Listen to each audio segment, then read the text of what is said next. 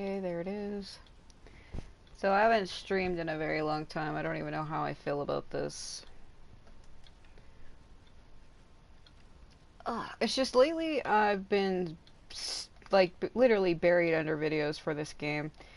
And I'm already tired of having to upload like 6 to 7 hour long videos. And I thought, well, if I stream, I can stream longer. No, I didn't call it that. Damn it.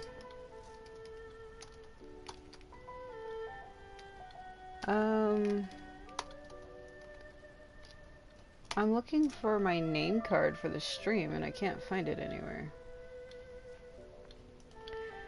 What did I even call it? Because it should have been... Oh well. I'm gonna have to make another name card for when I stream for this game. A name card is like a picture that I use before I stream. Like, what the heck? I know I had one, but I think what happened is I was editing a bunch of stuff all at once one time when I was doing live streams for this game. And what I did was I had accidentally saved over the picture that I used for that. And I haven't had time to make another one. Okay. Well, I don't know.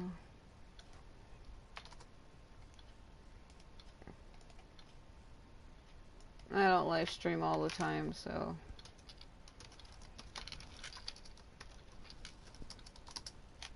Oh, boy.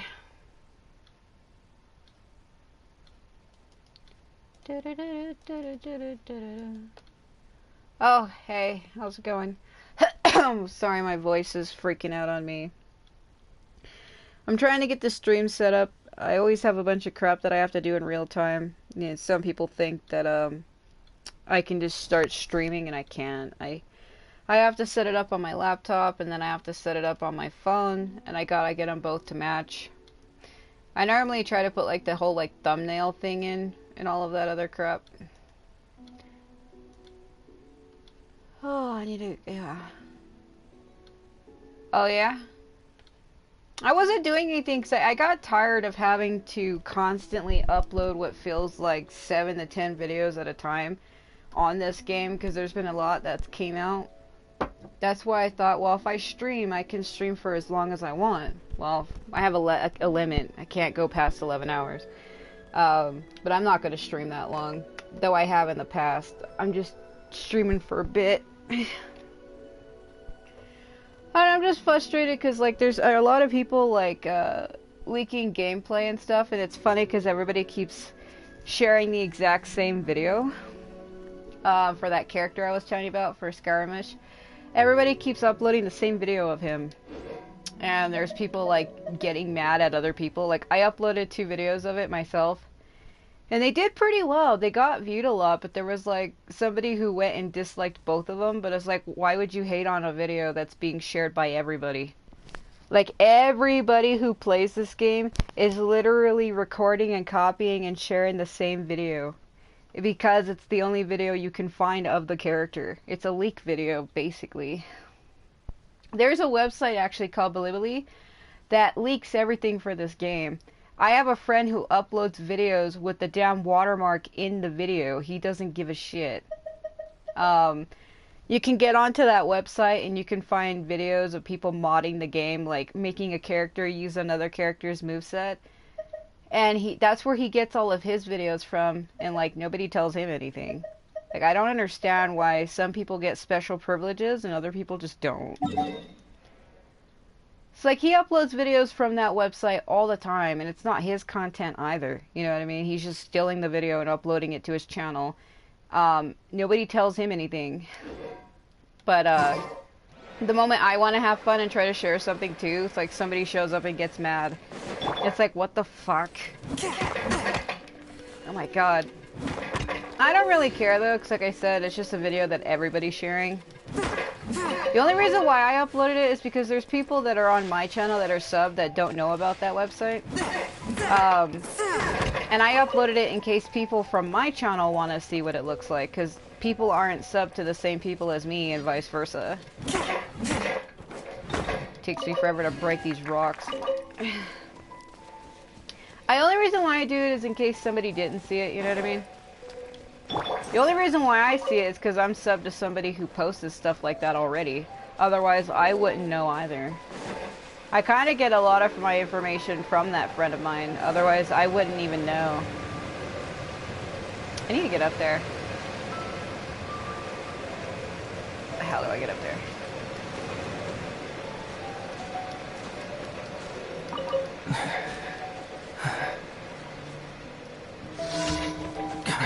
Yeah, well, people just leak stuff about this game constantly, and I think that's why MiHoYo changes it.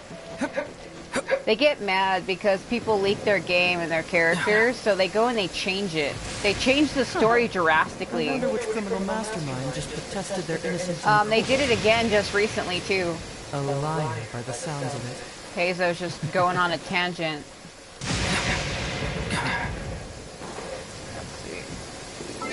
So far, they've been changing characters, like, for instance, Kokomi, this character here. She never used to look like that, and they changed her because people kept leaking the character, so every time they would leak her, they went and changed her design, because this is not at all what she used to look like at all. Her hair was, like, shorter, and her outfit was different. And because people kept leaking it, they changed her.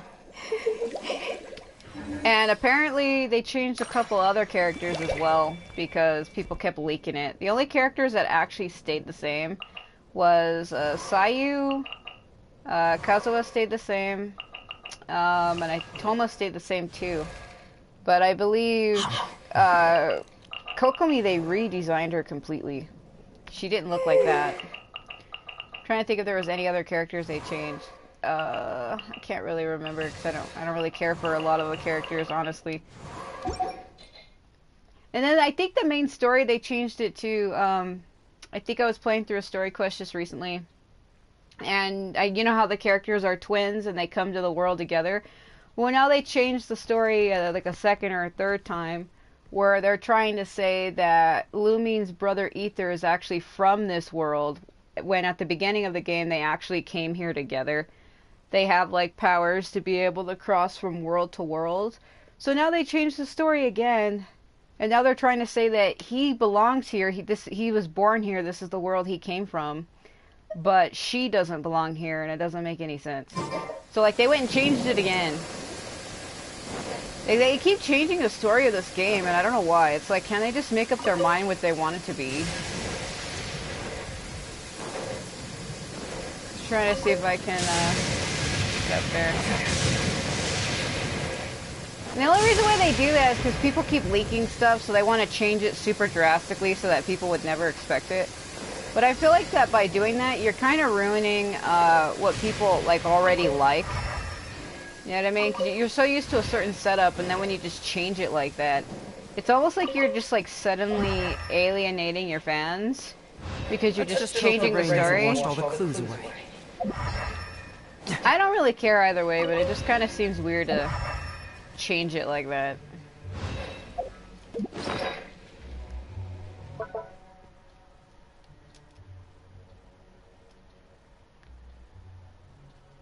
Yeah, well, I don't know what's wrong with Honkai. I heard they made a new game called Skyrail, but then I don't know what happened, because one of the Ether's voice actor for this game, I'm actually subscribed to him on YouTube. That Zach Aguilar. He also voices characters in, like, Nier. I think the new Nier game, the remake, he voiced the character. So he voices a lot of characters. He also voices Tanjiro and Demon Slayer, like the English animation. So the guy voices a lot of characters and stuff. And, he actually did videos, like, he did a live stream of him playing the new Honkai one, Honkai Star Rail or something. And then I tried going back to his channel to look for it, and it was like gone, like he deleted it. I don't know if he got told to remove it. But now I haven't heard anything about the game. I don't know if it actually really came out, or if MiHoYo told him to delete it, or what the fuck happened. But the new one was Star Rail, and they had some pretty cool characters and animations from what I've seen. But it just seemed kind of weird to just tell the voice actor to delete his live stream on the game. Like, I don't know if it was like super secret and they didn't want people to know, or what the hell happened. Because it was gone, he deleted it. I don't know what happened. It just seems like I think they're trying to work on too many projects at once. And I think that's what it really was. Because, you know, they're trying to work on stuff for Genshin plus working on stuff for the Honkai series, and I feel like it might be too much for Mahalia. I think it would be hard trying to work on like 2 or 3 different games. I hate it having to do this. Oh, it's right there. Yeah, the combat in this game can be fucking annoying. It drives me insane. Because everything's all based on elements and shit like that. I mean, that's not so bad. There are other games that do the whole elemental stuff. It's just sometimes it feels unfair.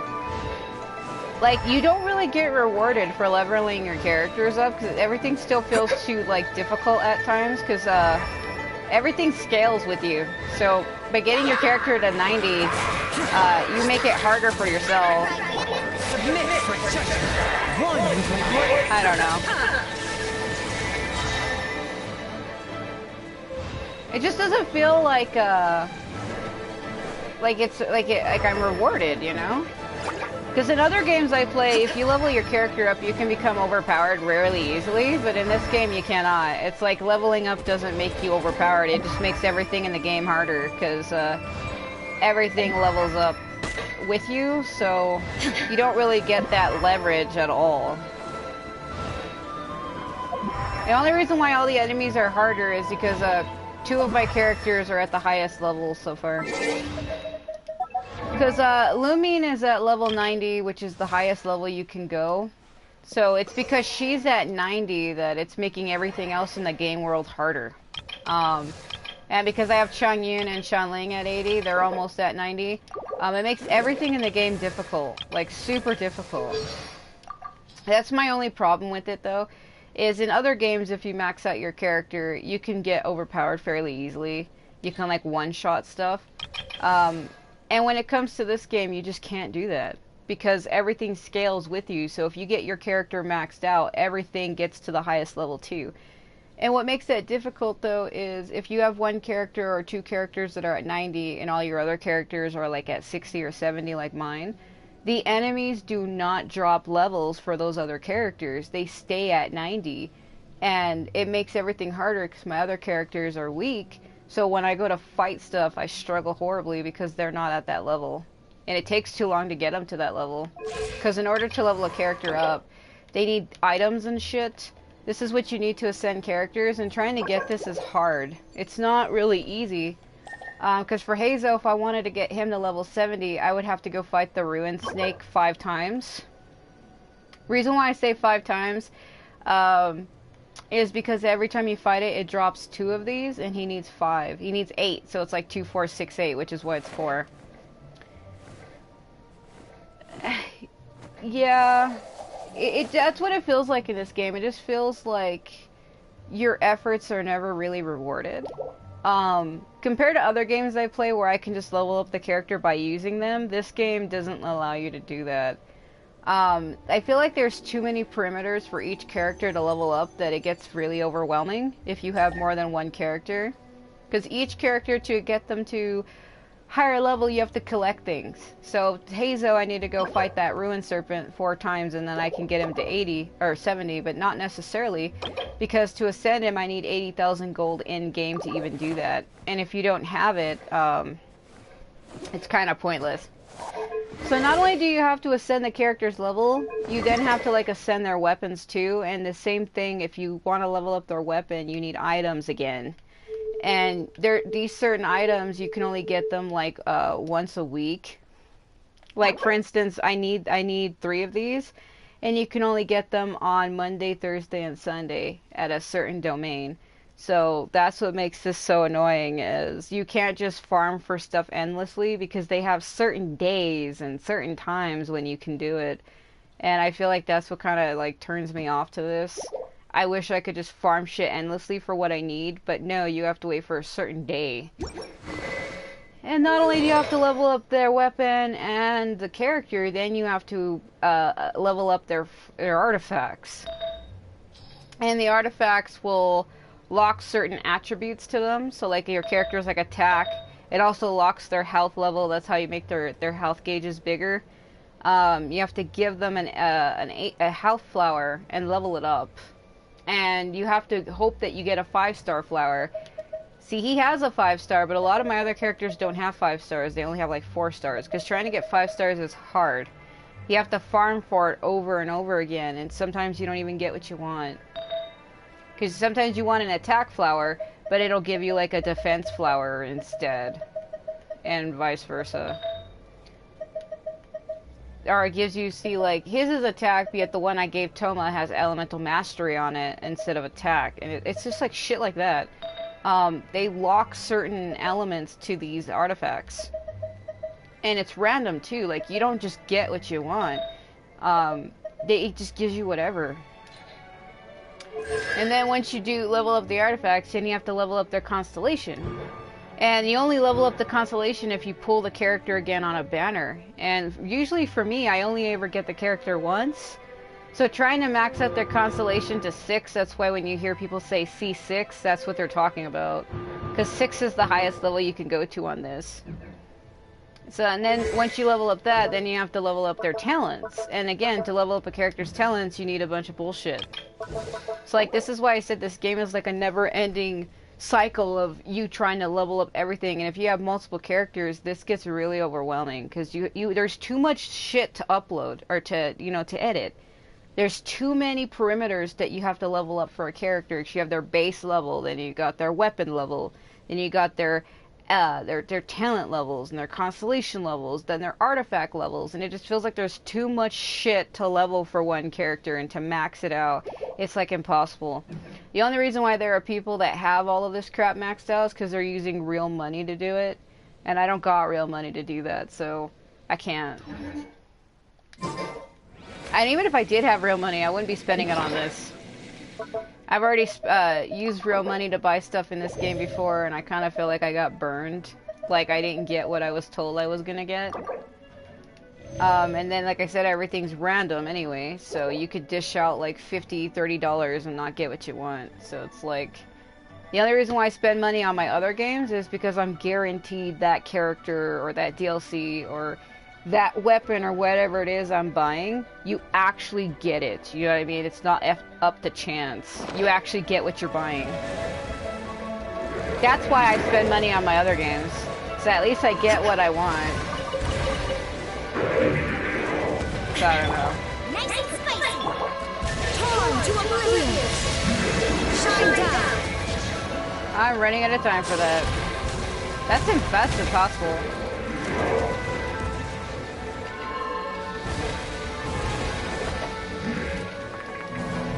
Yeah, I don't know how that failed. That was too fast. Yeah. I mean, I like the game, don't get me wrong. When people think I'm saying stuff like that, they think that I don't like it. It's like, it's not that I don't. It's just there's too much about it that kind of just, like, rubs me the wrong way. I mean, I'm actually just interested in the game's story itself, you know? I'm just interested in the story. But, like, it takes them forever to add on to it, you know? 'Cause, I mean, I know shit takes a while to make, but, like, by the time they do it, it's like, I already forget what I've done. You know, 'cause, like, the story gets added on every couple months, or every, like, 20 to 30 days, they'll add on to the story. And then, like I said, they keep changing shit around, so I'm just like, And like I said, because people keep leaking stuff, it's like they decided to start changing it completely. Like, they've already changed the story twice. I don't know why, they just keep changing it. Because the only reason why they added Lumine is because people got mad that there wasn't a female character. So that's what it was about. me see if I could do this. So they went and changed it and gave Ether a twin, because Ether's the main player character. Yeah, I think I was just supposed to throw it into the vine. Yeah. So they went and changed the story to give you a female character to play as. Because when they released it, people were mad that there wasn't a female character to play as. So, I don't know. So then they changed the story again to give him a sister. And that's not at all what it used to be.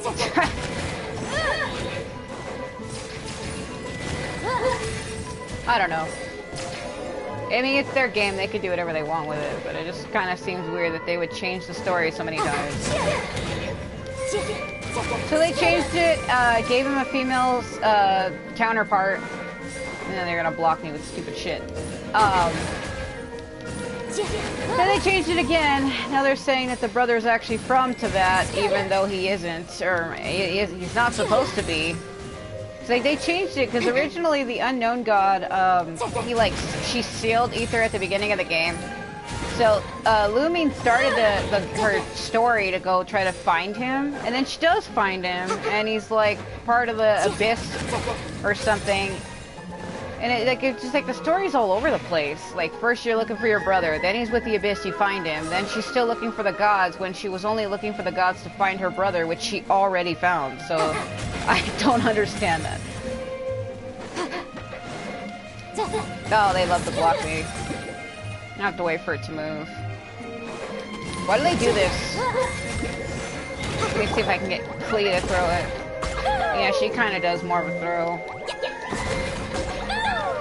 Yep, they love to do this.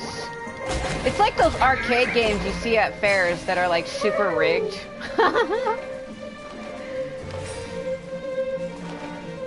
I don't know, not only that, I kind of feel like they keep adding too many characters as well.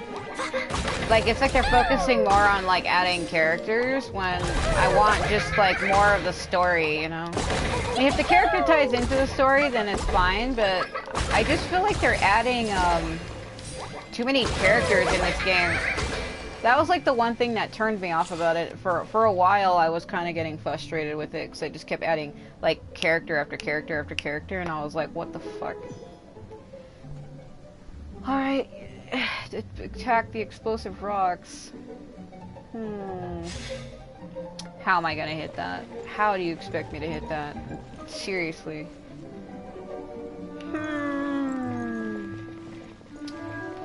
Yeah, some of these are interesting. Alright. Try to destroy it. Like this, maybe? Oh, I see. Weird. No, hold on. Yeah, they have one with Noelle that's like this, but I don't... Am I supposed to... Huh. There's explosive rocks to clear a row. Oh, I get it. It's almost like one of those other games. But it ain't gonna...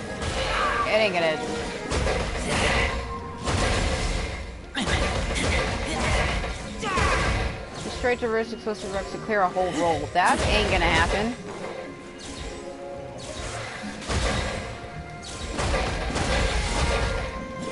Unless I'm doing it wrong.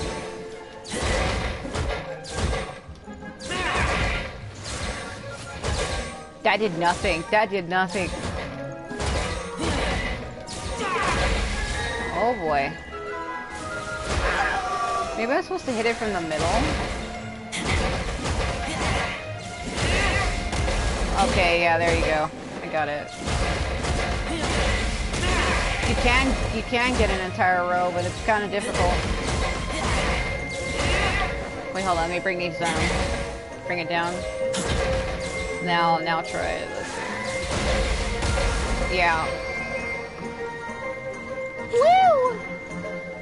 So Kaza's is to destroy their shields. That shouldn't be too hard. This was a character I wanted but didn't get because the game hates me. I tried for a whole month to get this character and they just wouldn't give him to me. It was absurd. I literally tried 30 days straight, 2 days at a time trying to get him, and they just hated me. They were like, nope. Ain't gonna give you what you want because we hate you. Alright. Ow. Hold on. Well, that was easier said than done. Will you get to the fire? Just get... One with nature. There you go. You're making it easy for me. Into the wind. So he needs the help of fire just to break their shield? What is that? Clouds high. The birds call. Some of the things he says is kind of corny, I'm gonna be honest with you. I really like this character, but some of the things he says, it's like you can't fucking be serious. You can't be serious. Fallen leaves. Adorn my night. He's like all about poetry and shit, so. Oh, my frame rate is going to shit. Clouds high. The birds call. Don't mind it, don't mind it. Oh, don't mind it. Okay. I don't know if that was... how accurate that was. Oh my god. I don't know, that's another thing about this is like, you don't always get what you want with these games, but I think, wasn't King of Fighters the same way, where it's like, oh, buy a thing and it'll roll on a thing and maybe you'll get the character you want. Oh god. There's a lot of games that are like this though, where it's like, oh, here's a character for the month or whatever. Throw some crystals at a wall and maybe they'll come out. I don't even know if that's accurate. Yeah, that's what you were saying. You were saying that it just was absurd. I mean, it's not so bad, it's just like, because they asked me actually, a lot of people don't seem to understand that. MiHoYo will send you personal, what do you call them, like surveys that you can fill out for them, like feedback surveys. And they asked me, they were like, well, what do you like about your other games that Genshin doesn't have? And I was about to put in all caps, everything. But I actually broke it down for them and told them what I personally liked in games, and I'll shit you not, I'm not even kidding.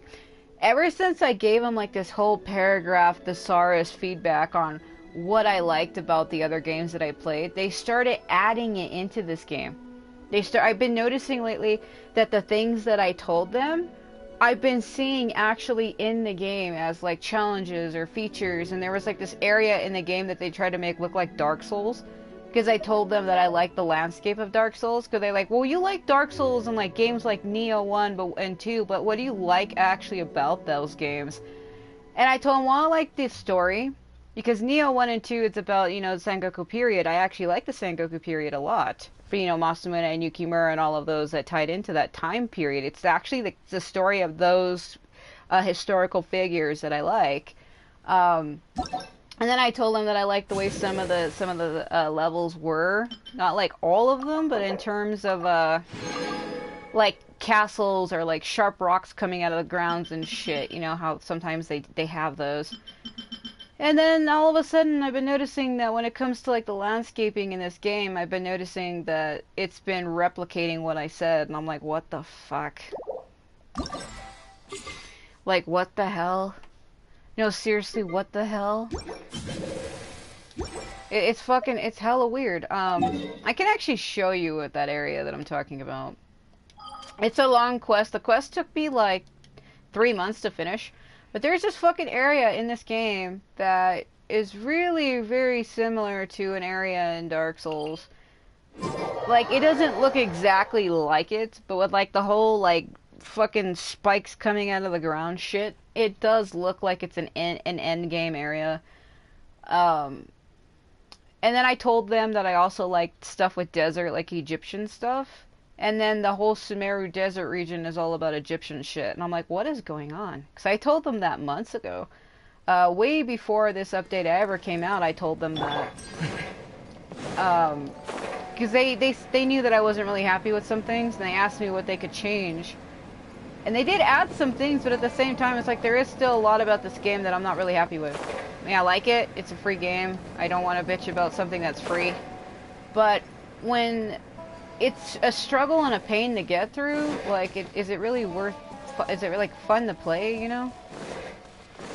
And anybody could agree, like, if you're more stressed out and frustrated with something you're playing, then, You know, like, is it worth it? Because, you know, when you're getting really frustrated with a game and it's stressing you out and everything's just going wrong, it's like, you kind of get to this mindset where you're like, fuck this shit. So, yeah, this area here, look at this. This is the land of grounded dreams, and everything's all like spikes. This area looks a lot like a place you would see in Dark Souls, like minus the fireflies and shit, but when I saw this, I came here and I saw this area, I was like, what the fuck? Because this isn't what it looked like. I purified it. Originally, like, the water was like black and purple and there was like shadows everywhere. And I was like, what is going on? Because they asked me what I had liked about other games, and then they added this area. And I'm like, what the fuck? It's like, they've been adding stuff that I've mentioned, and I don't know if it's just because of me, because they send out the survey to a lot, everybody gets the survey, but the particular ones, the feedback ones, those are ones you have to send yourself. And it's just so bizarre to me that they would do this. And this isn't the only thing that they've changed that I've mentioned either. It's just weird. Like, why would they do that? Like, this area doesn't even feel like it belongs in this game. Like, when you very first come here, and it's all, like, black and purple and, like, shadows and shit. Like, it doesn't look like a thing you'd find in this game. Because it's kind of hard to take this game serious at times, because sometimes I feel like it's just too happy and cheery all the time. That when you see something super serious like death, it's just like, what? You kind of have to, like, take a step back and be like, hold on a minute. That's like watching the fucking Teletubbies and all of a sudden Poe pulls out a gun. Like, that's how what it feels like. It's like a shock. It's like, what?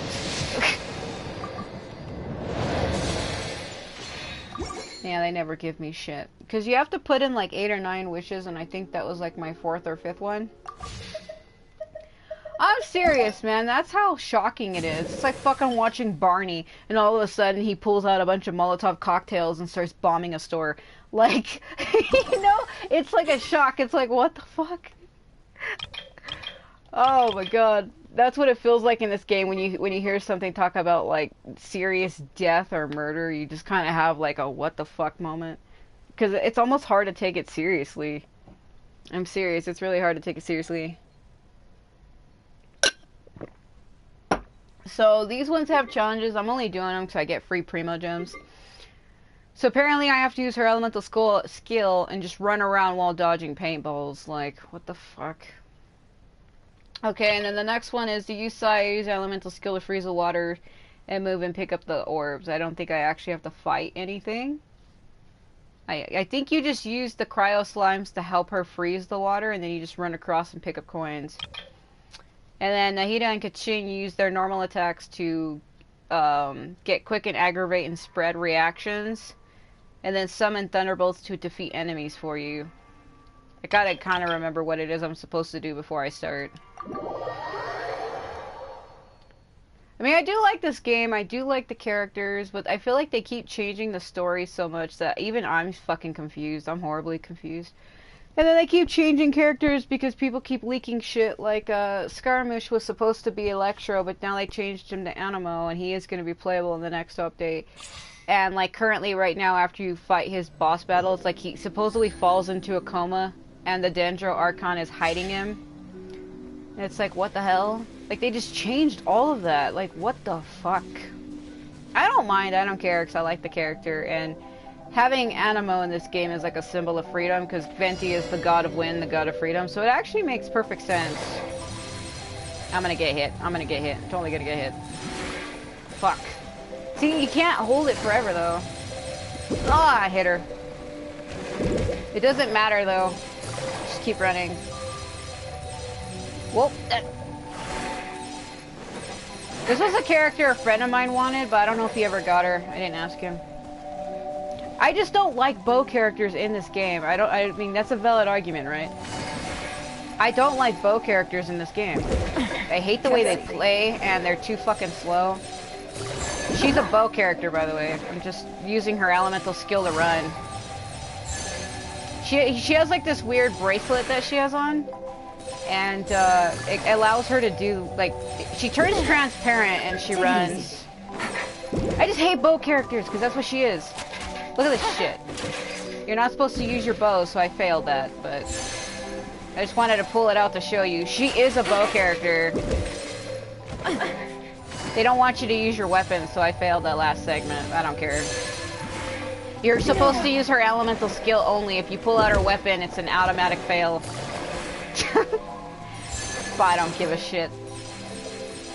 I just don't like bow characters in this game because they play too slowly, and I like characters that have physical attacks. Bow characters are too slow. They don't got enough power. And the only way they'll have enough power is if you use an element. Like, use the character's elemental burst or their elemental skill. Then it's strong. But if you go to, like, basic default attacks, it's really not. The only way a bow character is strong is if you're using their elemental skill or their burst. It's like using a Muso, basically, in this game. Elemental burst is like a Muso. And that's like the only time that it's strong. And it's like, what the shit? There's more to a game than just spamming a Muso, you know what I mean? And that's what elemental bursts in this game. They're like Musos. Right in the face. I'm sure there's somebody somewhere that's getting totally off on that because she's getting hit by giant blue balls and making moaning noises.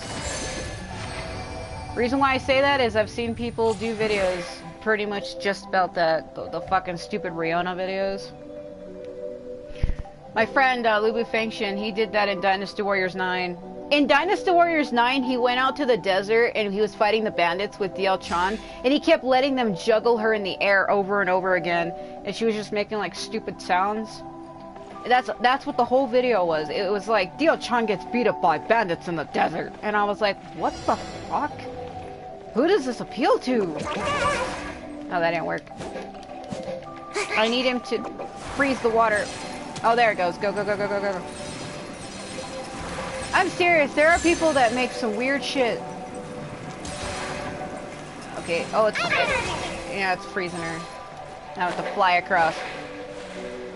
So you just have to touch it once, and then she can go across. It feels like it's pulling me back. I don't know what's up with this lag. You can kind of see how she's stuttering. What is happening? What the fuck? She's like, let me stuttle roll. Oh yeah, this is so hard to control because it's holding her back. What the fuck? Wasn't doing it for a moment there, but just before that it was. Oh my god. Trying to play a game with lag is fucking... Oh, I didn't hit the ice. It's absurd. Hold on. Okay. You can see it. You can only see it holding her back when I'm trying to move forward. What is happening? See, now when I'm on the ground, it's okay. But when I try to go over the water, it just like lags her really bad. You can see it doing it now. It's like... It's like, stop that ninja rolling. Stop that shit. Stop it. Stop it right now. Oh my god, saw you. Come on. Come on, swim. Swim for your life. Your life depends on it. I think you were having the same problem with Star Ocean 6. You're like, fuck this lag.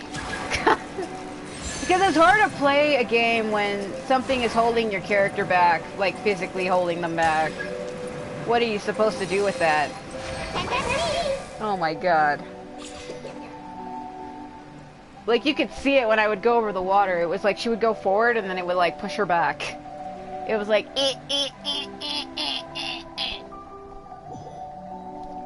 How come that game isn't... It's on the PS4, right? You would think it would be on the Switch too. Yeah, I think you said you're playing the PC version. Let me free! I want to get out of here! Ah! Yeah, well, even console games aren't great either. Like, they fucking have, like, pixelated graphics. Like, this game loads really badly for me. Every time it goes to, like, a cutscene, like, the characters load in and they're untextured. Yeah. You would think they would test that better, though. They're just like, screw it, it's ported, our work's done, and then they go high-five each other and sit down and eat a bunch of coffee and donuts.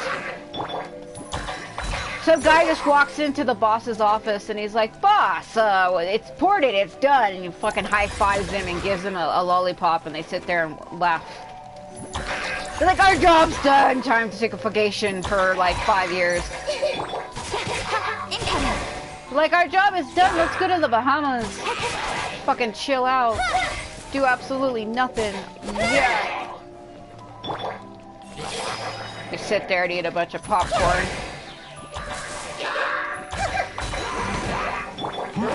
I think I'm supposed to be combining both of them together. Yeah. You throw Kaching's Electro bullshit, and then you put, this is the Dendro Archon, by the way. She's a lolly child. Look at this child. This child is a god. This is a god, by the way. This is the Dendro Archon. Oh my god. She's a child. Holy shit. I mean, I like her. She's cute, but like, she's a child. Like, she's a god. What the shit? Yeah, basically, she's 500 years old. She's 500. I see everything. I'm 500 years old. Woo! I'm 500 years old and I look like I'm 8. She's 8 years old. She actually looks like she's like 6 or 5. The Temple of Wisdom. I'm 5 years old, everybody. I can do jumps all day. I don't care about nothing.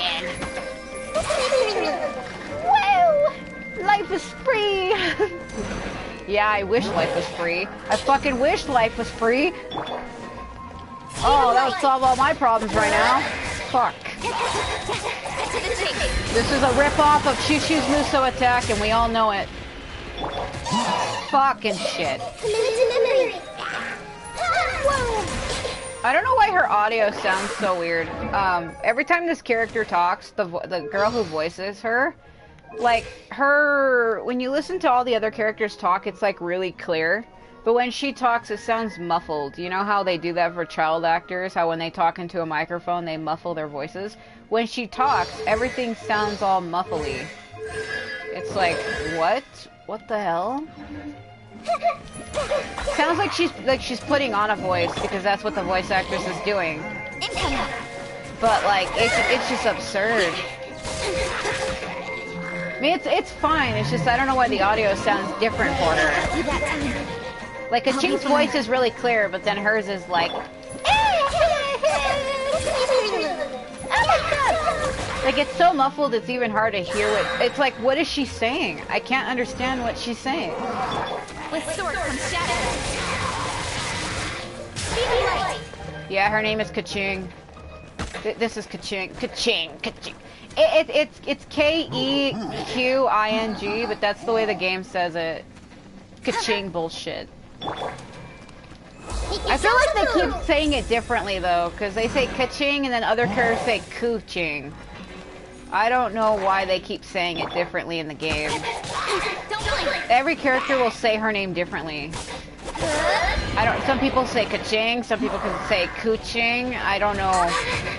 I don't know how K-E says K or Ku. My god. It's actually, yeah, literally Kuching, that's what people call her. I shit you not. Because, the key, like, it's almost like Lu Ling Chi. Because, a Q and I together, it makes a Chi sound. So her name is actually, it's actually K-Ching, actually, but I don't know. But I guess if K and E are a K sound, then I guess, yeah, it is Kaching. It's actually Kaching. Because her name is fucking Chinese, come on. If we're gonna go by Chinese here, which her name is Chinese, it's actually fucking Kaching. Oh my god. What are we doing? It's absurd! Oh my god, it's absurd. Oh shit. Back up, bro. Oh my god. Guess you could say I failed that. Like, her name is supposed to be Chinese. I don't know why they get their own names wrong. Like, cause, you know, Q and I together makes a she sound. That's what, like, Lu Ling Chi from Dynasty Warriors, like, it's Chi, man. What the hell are we doing here? And I guess K and E, I don't know if that would make a K sound or a K sound. Like, God, it's just absurd. That's the way some of the other characters say it. I think Sucrose, or not Sucrose, there was another character. Might have been, was it Noelle? Or I think it was Ganyu, actually. They're like, Lady Cooching! And I'm like, oh my god. Why do you say it like that? Why you say it like that? Yeah. That made me die. This is the kingdom of Ooh. It's Woo, you motherfuckers. Oh my god. Everybody was fucking losing their shit when that game came out. I mean, you can't get mad too much, because maybe that's how they were told to say it, but that is horrible. That is absolutely the worst. So, hers is the same as Razor's. I just hit enemies with normal attacks. His is kind of, I use his plunging attack to send elevated platforms back to the ground. Alright, I'll try it, I guess. Yeah, basically.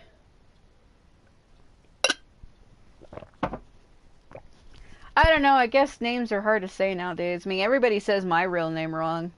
My whole life, everybody's always said it wrong. And I'm like, where the fuck are you guys getting the sh sound from?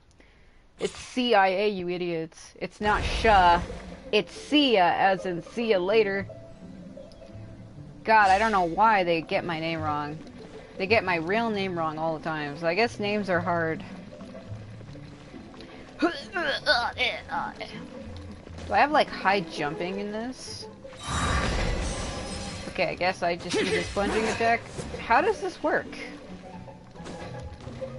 I'm supposed to send them to the ground, but I don't know how exactly.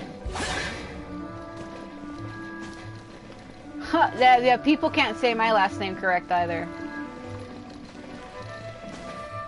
Oh, I know what your last name is, so.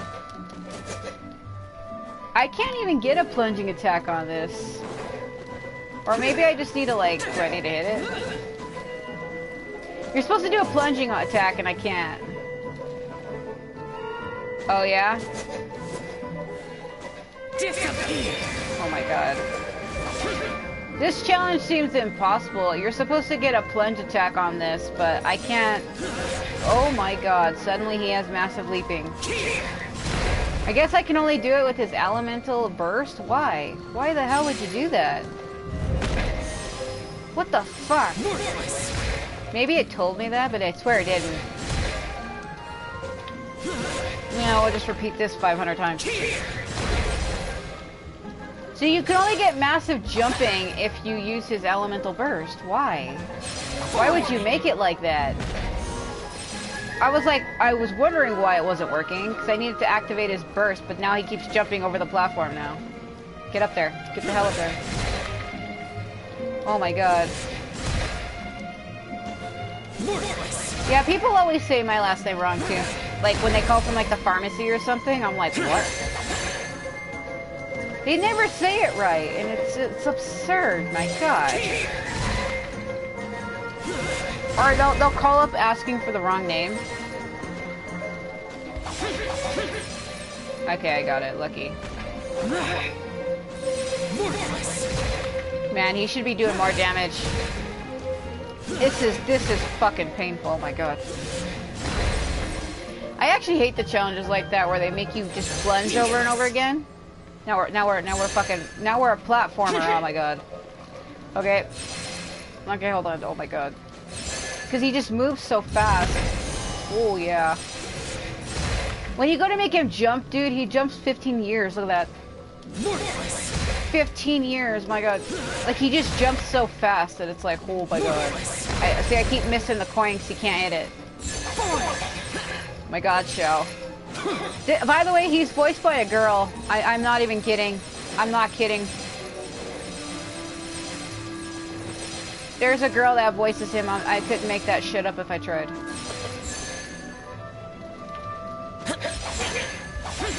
He is voiced by a woman. Layla Burzins. My god. Why do they have to play like the most fucking elevator music for these challenges? What is that? Oh, it's elevator music. It just sounds like one of those songs that's like the most made up shit ever. This is like a song you hear in a montage of somebody going shopping. Oh, come on. Don't hit it, hold on. I need to... So you need to break them down to get them in a roll. Where are they? There they are. God, this is gonna take me forever to do this. Okay, so they should find 2 more. Where they at? Where they at? Where they at? Gotta keep her right in the middle. Damn it, come on. Okay, there it is. Man, you have to hit these forever before it appears. Okay, hold on. It's hard to hit that middle one because I'm hitting the one on the left and I'm not trying to hit it. Oh well, let's see.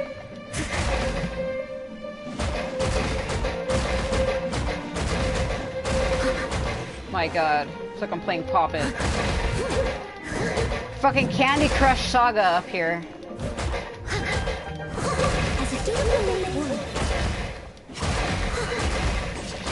Screw it, just break them.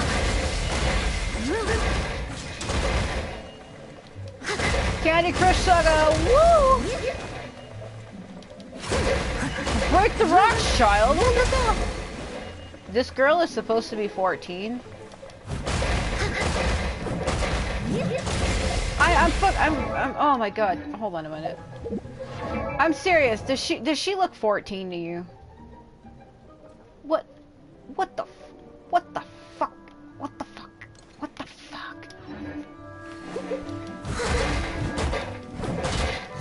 Woo! Break all your rocks and shit.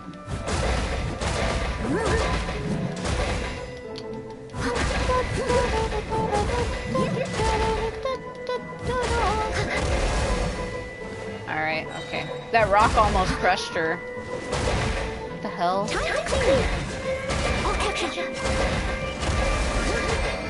Oh my god.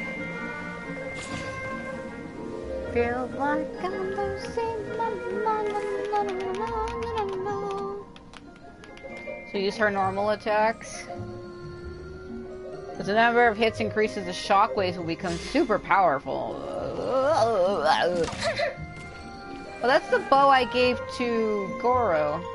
Why is she wielding the rust bow? This bow is horrible. No, seriously. It increases your normal attack by 40, but decreases your charged attack by 10. Like, this isn't like...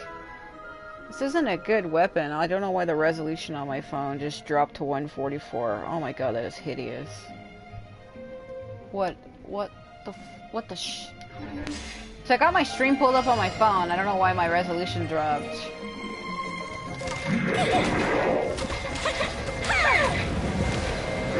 Yeah, that came out faster than usual. Feel the fire! Feel the fire! Yeah, normally those don't come out that fast.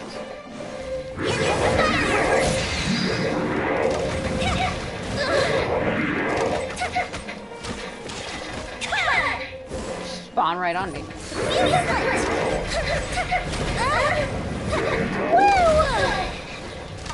Yeah, I think I am continuously being healed. That ain't a big deal then.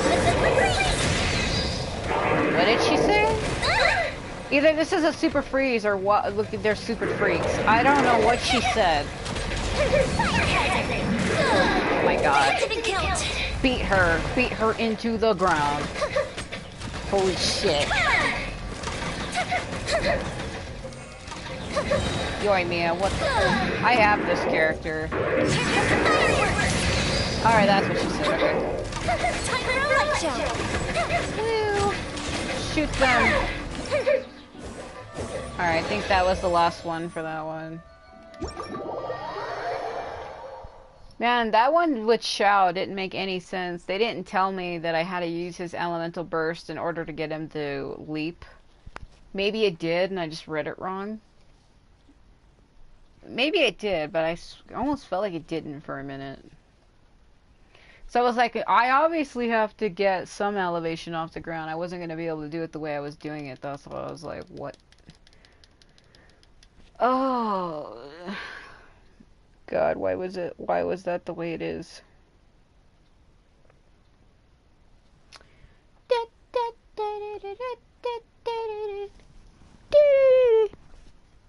Alright, let's see.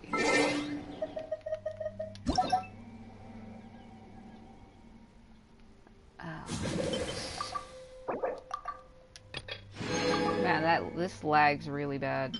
So these two aren't opened yet. Yeah, let's see.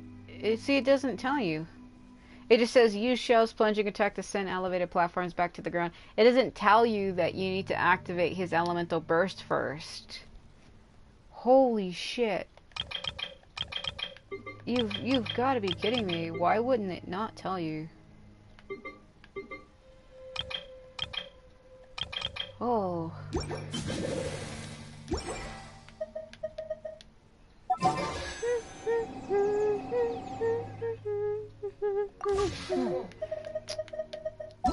Alright, let's go see.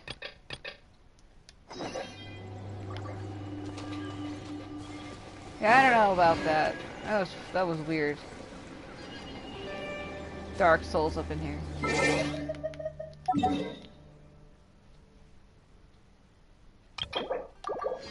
So we need to go back to here to start this quest.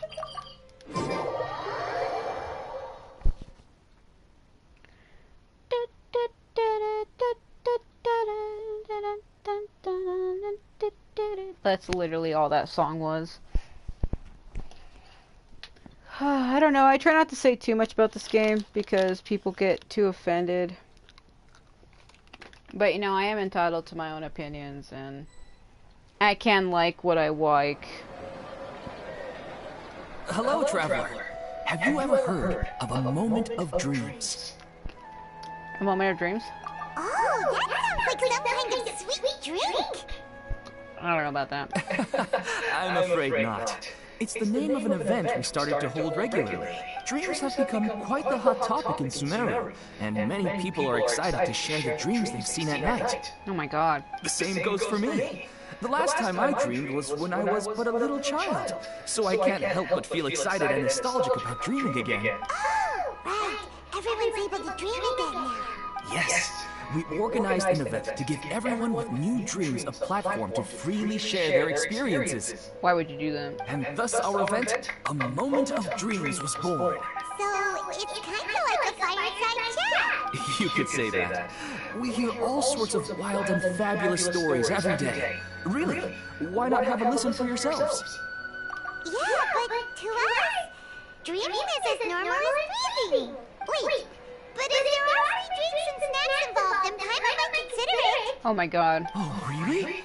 So you mean you've already seen many dreams? But no need to get so excited. It's really nothing special.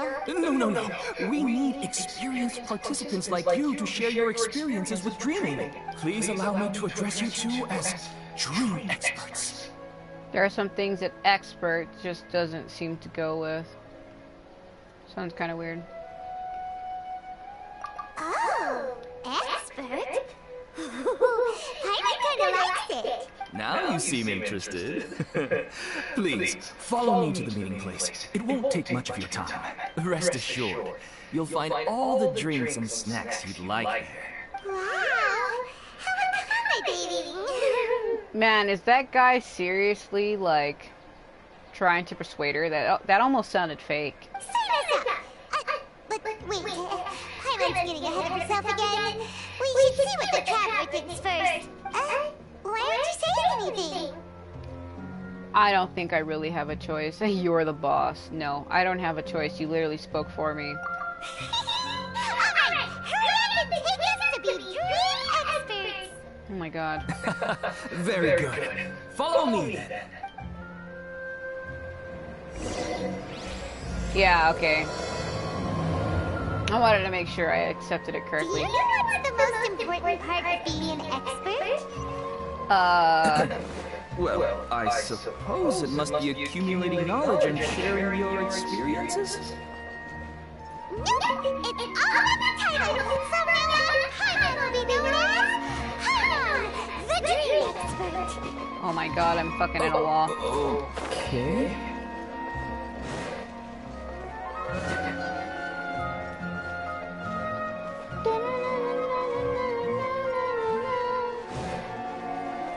Oh, this is gonna get absurd, I bet you. Sorry to interrupt, everyone. We finally have some real dream experts joining us. What the hell? Esteemed experts, this way, please. Now, if anyone has any questions, please feel free to ask them. They must be dream experts from another land. Great! Oh my god. Oh, I have a question. Me first! Me first! Are you serious? No rush. Everyone, please line up and ask in an orderly fashion.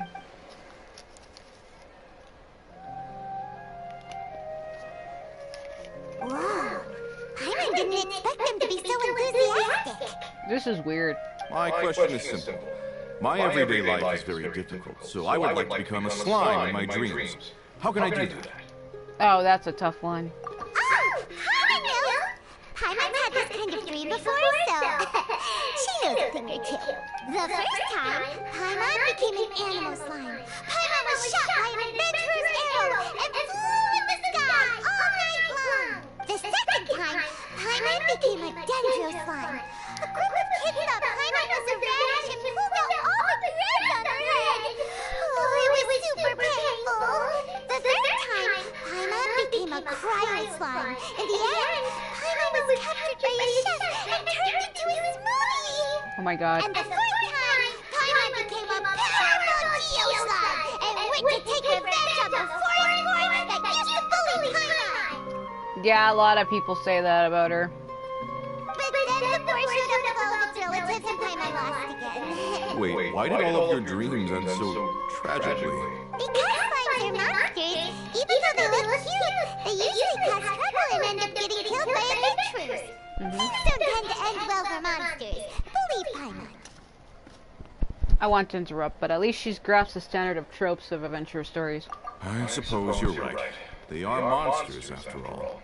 I just want to experience a different life, but it seems that becoming a monster would be even worse than my current life. Maybe I'd be happier if I became just a regular finch. Or fish. This guy's an idiot. Looks like being an expert is way easier than Paimon imagined. Next! Oh, it's my turn. Esteemed expert, I want to know what posture I should sleep in, so I can have the same dream as the one I had last night. Oh my god. People, dreams are random, okay? Sometimes I don't dream at all. I'll wake up and I'm like, what? Did I even sleep? Well? Yes, please enlighten us, esteemed expert. Hey, you're supposed to be helping. No. First, why don't you tell Paimon about the dream you want to have again? Oh, it's quite ordinary. I sat and chatted with my wife on a sunny day, listening to the breeze blowing through the valley. Why don't you just find a way to talk with her? There's no need to wait for a dream. 2. Well, unfortunately, she passed away. Down, Paimon. What a way to hit a guy when he's down. Oh! Sorry. Paimon shouldn't have assumed anything. No, it's fine. I didn't make that clear. I just want a chance to see her again. Have you tried looking at her photos right before you fall asleep? Yeah, it's not really about posture. What you think about right before falling asleep is probably way more important. Oh, is that all I have to do? Think about it. If you're the one thinking about her, and you're the one that'll be dreaming about her, then it'll be easier to connect your thoughts and dreams. You do have a point. I'll give it a try tonight. Thanks for your wise advice. Oh my god. Oh, my turn. Huh. I want to know the name of the plant in my dream. I want to bring the souvenir box to my room into my dream. I dreamt of a raven flying over the wasteland last night. Does that have any kind of special meaning? No. Hey, no rush! One at a time! They're all bombarding her. After a long time, the experts finally blink. I hate when they don't let the text stay on the screen long enough. Their questions were way too difficult. We don't actually know anything more than they do. We're just more experienced dreamers, that's all. They didn't really care about the answers. Vivid dreams are just really exciting to them. You do have a point. It's more rewarding to explore and contemplate the meaning of a question than to focus on the answer itself. Right now, these people are like wanderers who've starved for 3 days and 3 nights and are desperate to replenish their energy. Any explanation they get now is like pure sustenance to them, no matter how good the explanation really is. Oh, and now that Paimon has said that, you know who comes to mind? Nahida. Bingo! If she was here, she'd probably be making some similar analogy. Then watch her just appear. Unfortunately, she's super busy right now, and may not have time for gatherings like this. Watch her just Dear appear. experts, we have another guest who would like to consult you. But you saw how we answered all the questions just now. We're not really all that knowledgeable. Ah, but this guest is rather special. Watch it be her. Yep. It's the Dendro Archon. My question is, why didn't you immediately tell me about such an interesting place? Oh my god. Huh? Nahida, how did you get here? She's like, I walked, obviously. You only saw me walking. Interesting events like the moment of dreams don't happen every day after all. No matter how busy things are, I'd still set aside some time to check it out. Anyway, I really didn't expect to meet you here. Oh, right! If there's anyone that understands dreams, it's you! You should be able to help us answer all these questions. You're not wrong. Alright, you can ask me anything. The more interesting, the better. God, why is her audio so different than everybody else's? Like, I've been noticing it, but I don't know if anybody else can tell what I'm talking about. When she talks, it sounds like, well, you know, it's a person putting on a voice. But it just sounds like it's too, like, voicey, like too breathy, like she's trying to talk quieter to get her voice to be what it is. But there's just something on the microphone, too, that her quality sounds different than everybody else's. I don't get it. Nobody wants to say anything to the god. Huh? What's wrong? You were all so excited a minute ago. Why the sudden hesitation? I think they need to build up some courage first. You are a god, after all. Nobody can just approach a god and start asking them how their morning is.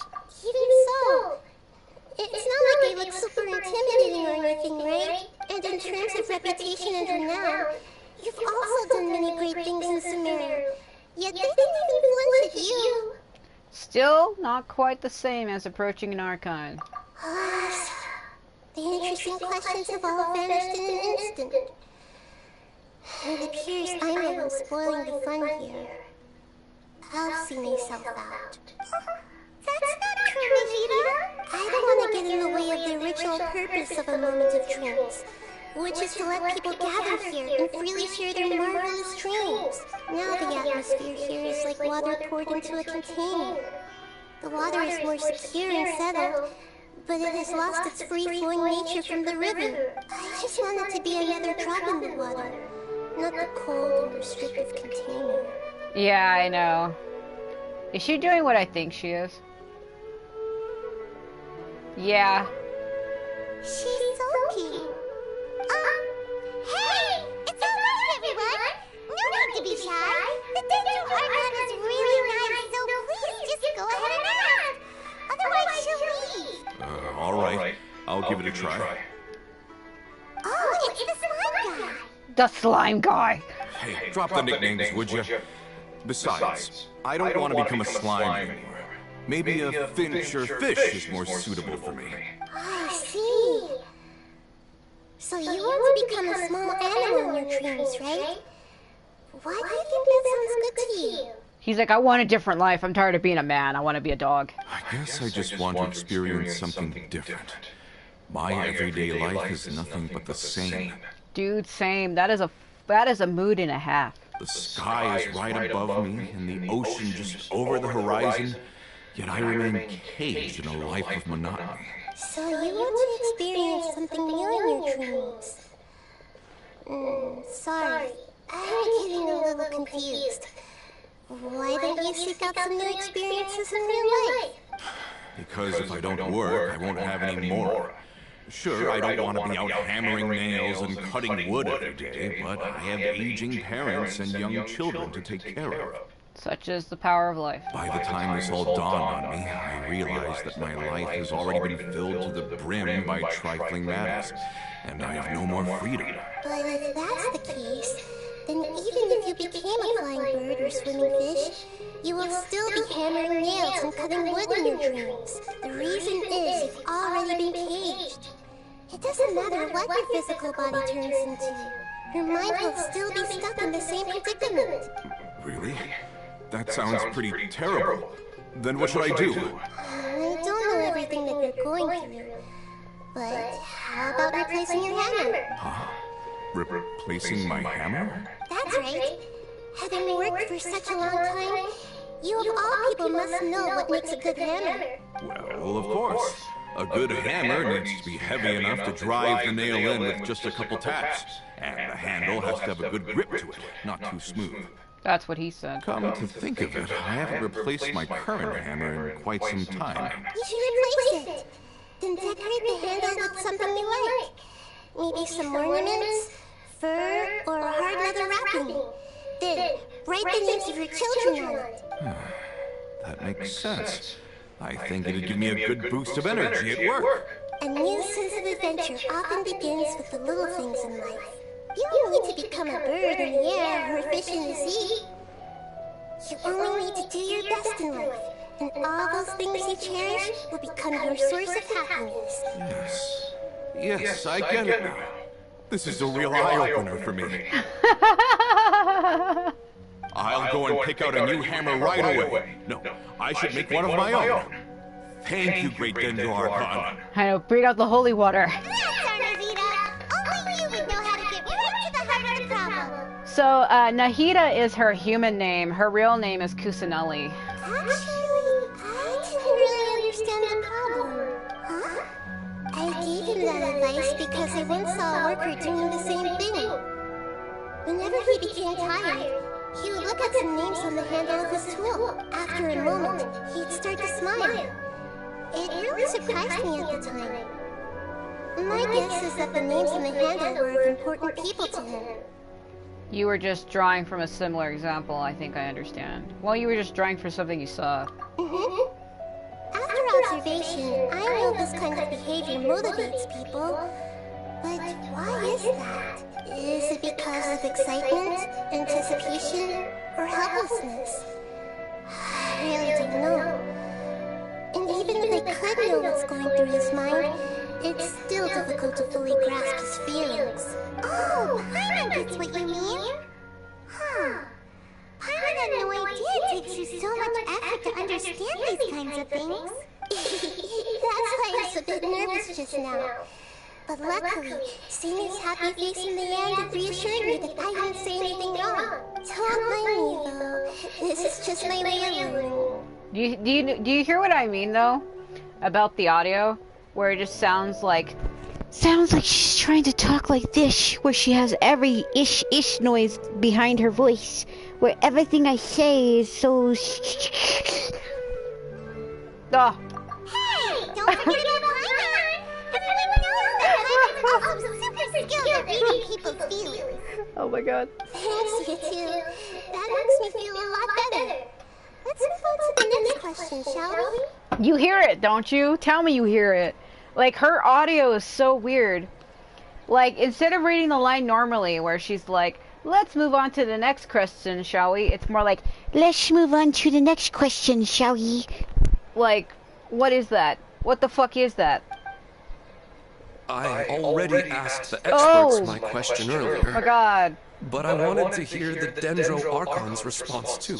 What should I do if I want to see my deceased wife in my dreams every night? This guy sounds like a freak. Longing for the deceased. Is she remembering something about greater... Yeah. Even if you keep reliving those beautiful memories, it will only highlight the emptiness in your real life. You hear it though, don't you? Like, I don't know why her and like all of the lolly characters talk like that. So it's her, Klee, and I think Chi.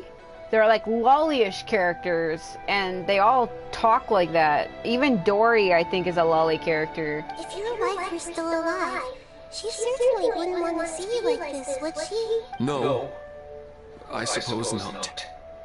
But our time together in my dreams is not just reliving our past together. I don't know. Maybe it's because I miss her too much. But it's really as if she had come back to life in my dreams. She even remembers each and every dream. After I wake up and then continue dreaming again later, we can pick up our conversation right where we last left off. Well, they often call them Maha Shoujo, like magical girl, because they do have magical powers and they're lolly. That's really amazing. Statistically speaking, continuous dreams are extremely rare. It just feels like she's talking too close to the microphone. It's like they put a pop filter on it, but it just sounds like she's talking too close like this and you can barely understand what she's saying because she's too close to her microphone. It's almost as if my wife has obtained a second life in my dreams.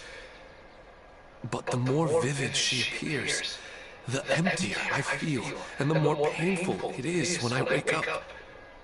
I don't know whether to call it a blessing or a curse. Why do they have to put the camera in their fucking faces like that? Maybe all of this is rooted in your deep longing for her. Were there any unresolved matters or regrets between the two of you? I don't know. I suppose my biggest regret is that I couldn't spend the rest of my life with her. I really felt like I was ready to move on. I wouldn't be so hesitant now if it weren't for these hyper-realistic dreams I've been having. Huh. You know, they say that whatever's on your mind is what goes into your dreams. Not for me. My dreams are usually random and don't make a whole lot of fucking sense. Sometimes I do get random dreams though, where it's like I'm trying to do a puzzle in this game and it feels like I'm redoing it over and over again, and then it wakes me up and I'm like, what the fuck? But dreams are and will forever be just dreams. We are people living in the real world. It's not good to be overly obsessed with dreams. All it will do is fill up your mind and eat away at your thoughts. I like how every time they change the scene, everything like loads out and becomes all pixely. And you can see it trying to load in. Yes, I know. That's why I'm also a little disappointed in myself. I still need to take care of our child, and it's probably not good to let her see me in such a state. Anyway, thanks for your advice, great Denzel Archon. Okay. Just fucking walks away. I'm a little worried about him. I hope we can find a way to cheer up soon. Yeah, let's just stare at him like a bunch of freaks. I think I can handle things from here. You don't need to stay here if you find it boring. You're here to have a good time after all. You're here to... Check on the depressed man?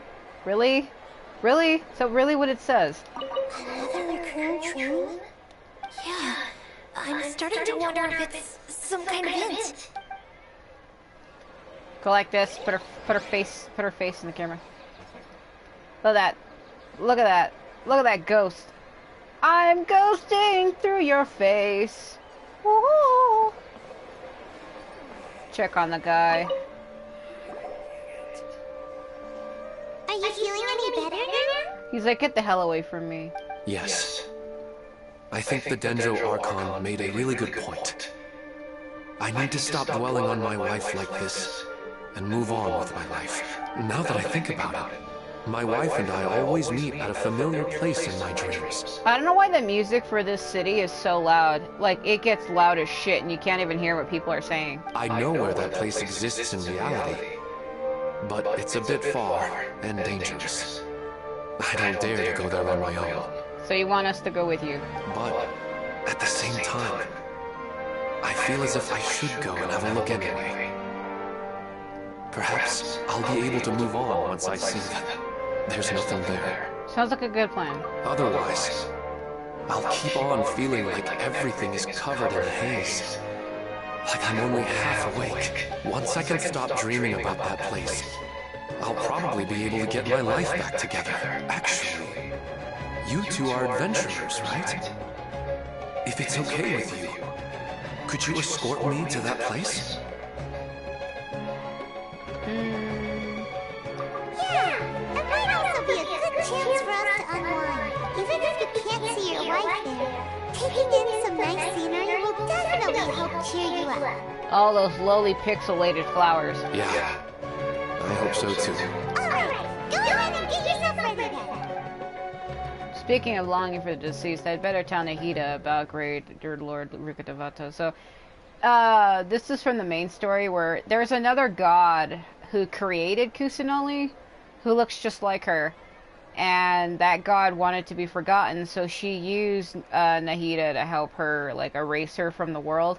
But by doing so, everybody forgot about her, including Nahida. I'm the only one who remembers her because I'm not from this world. So that's why I'm like, do I tell her? Nahida should at least know that she once existed in this world. Are you headed off to some interesting place without telling me again? Huh? Wait, aren't you supposed to be answering questions? I just finished, and I really got a lot out of it. So many interesting and novel thoughts. Anyway, it looks like you're going somewhere. Why don't you take me with you? Yay, let's go on a great adventure! Oh, there's no need to trouble you, great Dendro Archon. I imagine you must have many other important things to deal with. No need to stand on ceremony. Besides, I wouldn't have asked to come along if I didn't have a good reason. I wanted to use this opportunity to discuss with you some things that are puzzling me right now. Huh. I didn't know the great Dendro Archon could become puzzled too. I'm not all that different from you, you know. Alright, let's go. We can talk on the way. I better go with her. The whole greater Lord Rukkhadevata thing will take some time to explain. She ain't gonna understand that shit. She's like, put me in your pocket and take me away. Can you imagine that? She just like grows into like a little mouse. You just put her in your knapsack and and take off. Oh my god. Get in my pocket. Oh my god.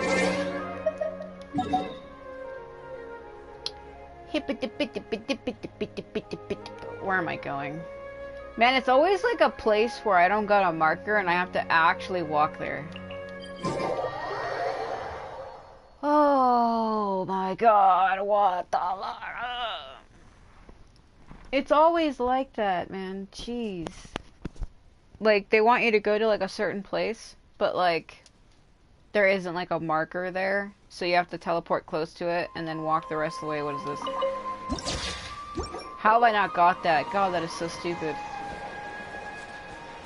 Seems like something I should have gotten. Dole. Guess I'll just climb the mountain, because why would I not?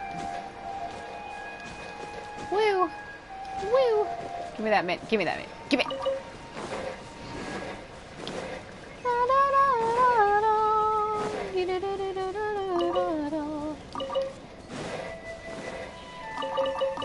My berries. Harvest simulator.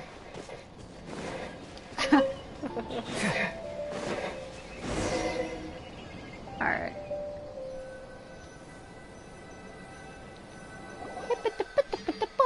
Oh, suddenly it's nighttime? Okay. It's always nice to go for a leisurely stroll.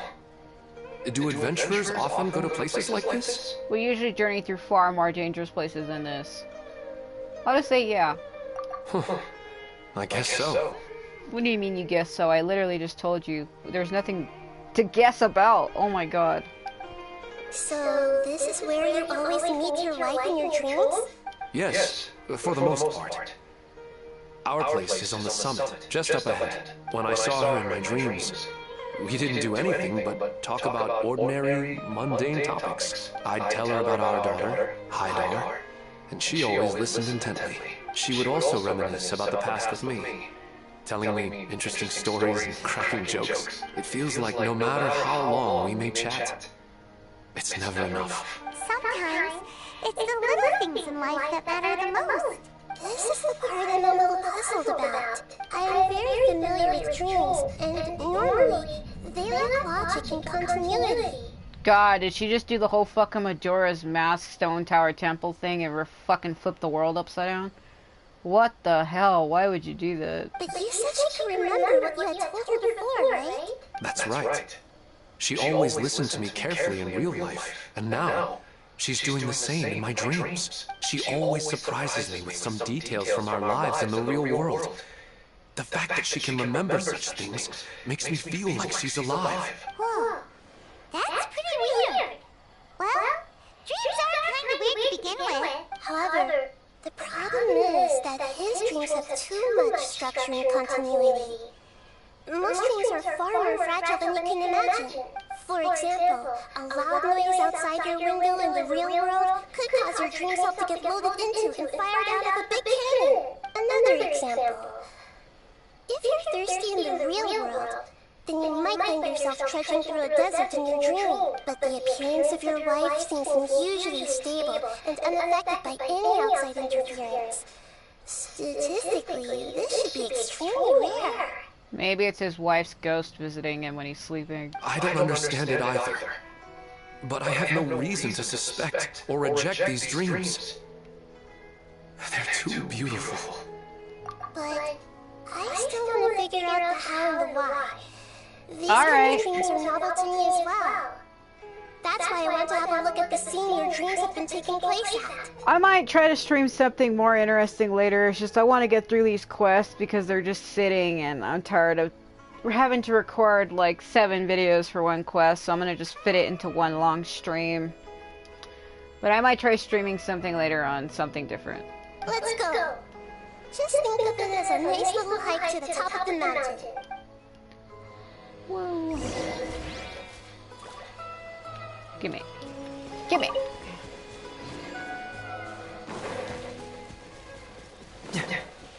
Oh.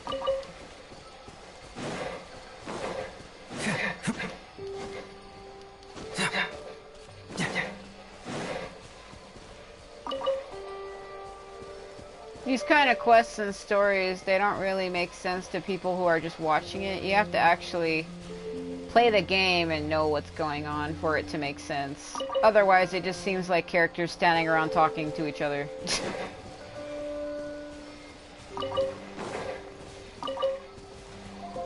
Change this.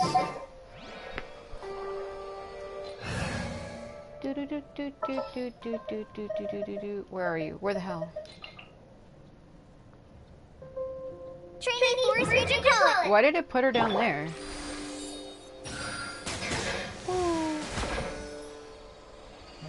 Now I can get up there.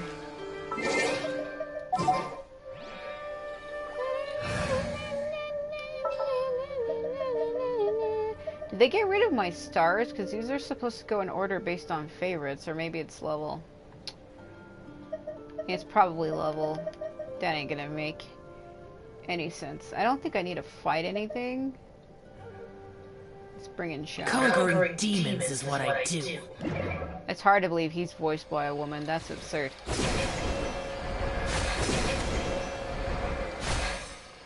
Well, I think she does a good job because it sounds believable. I do like the voice acting in this game. It's just some of their, like, Nahida has like a weird reverb. You wasn't kidding.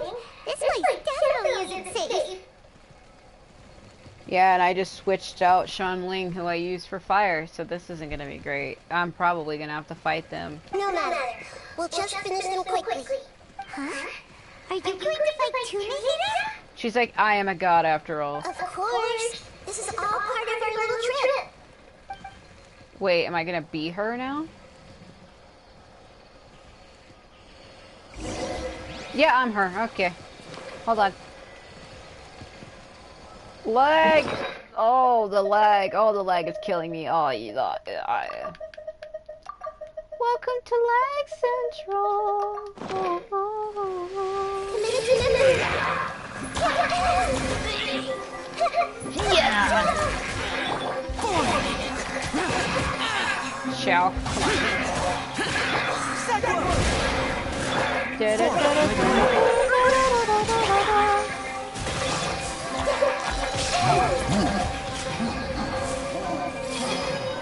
What the?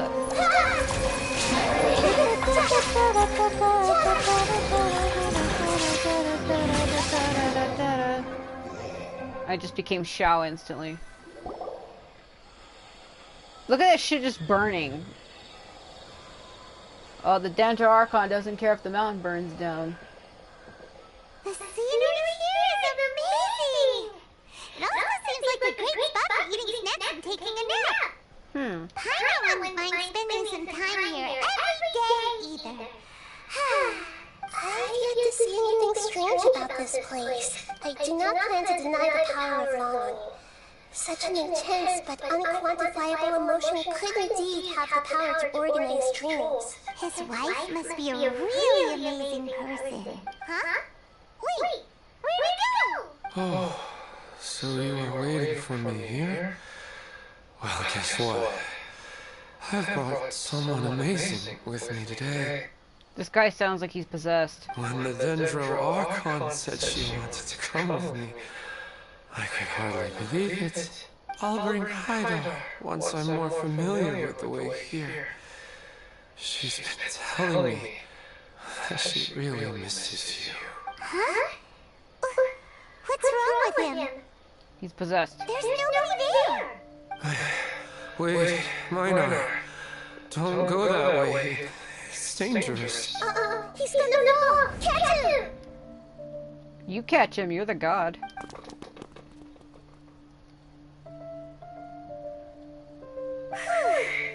Luckily he didn't fall. But what was all that rambling about? He also looks like he's passed out. He's in a dream now.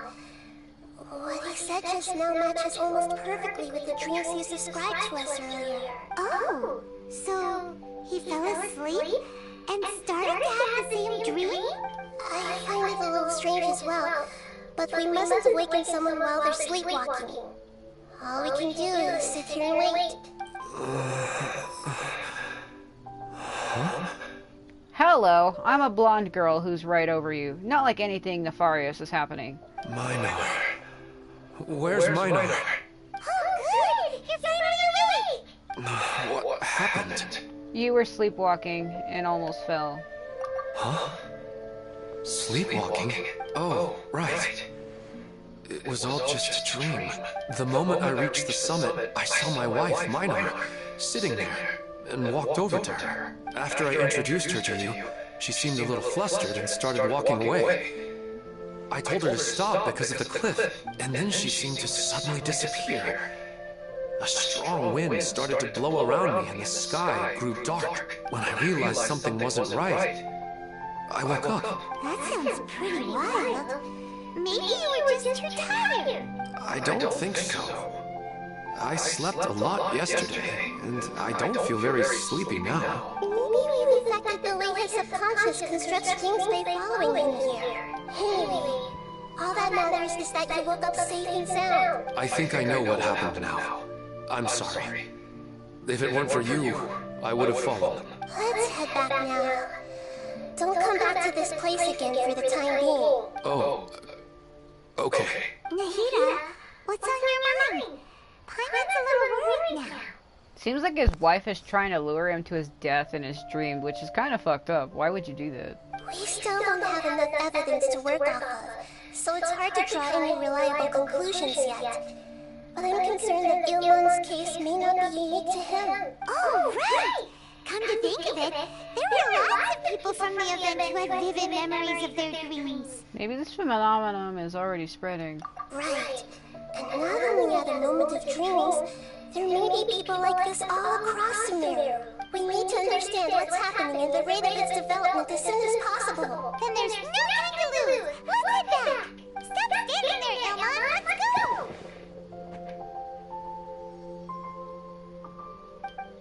He just stares at her like, what? Man, my Xiao is weak. He is so weak, it's sad. Oh my god.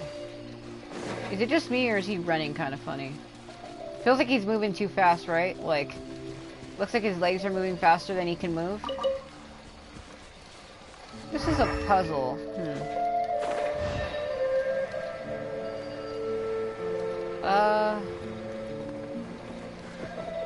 There's usually one I have to hit first. Wow, he broke all of them? Are you serious? Oh my god. Gimme! We're gonna be able to do it later. Oh, you just approach it.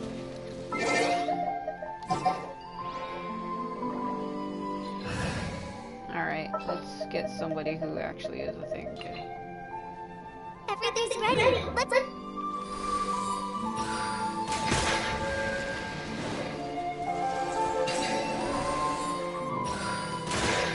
That's weird. Oh, it probably has to be done in a certain order.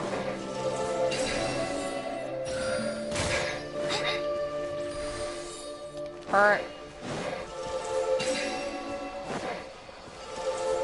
You can only do one at a time.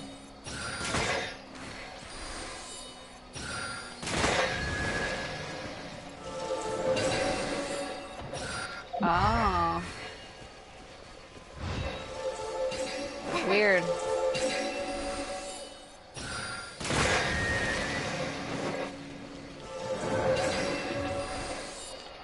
I don't get that one. You have to break all of them, and it ain't gonna work for me. You can only do one at a time, so it's probably something weird you have to do, where maybe you have to hit them all quickly or something. I don't know.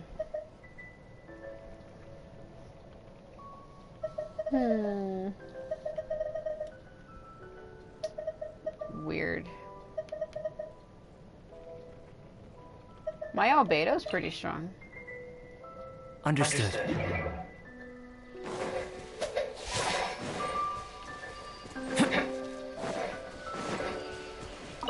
Give me all my fruits.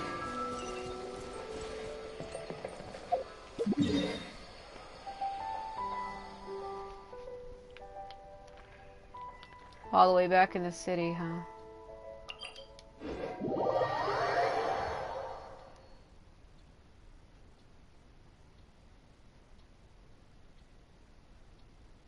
For Steam.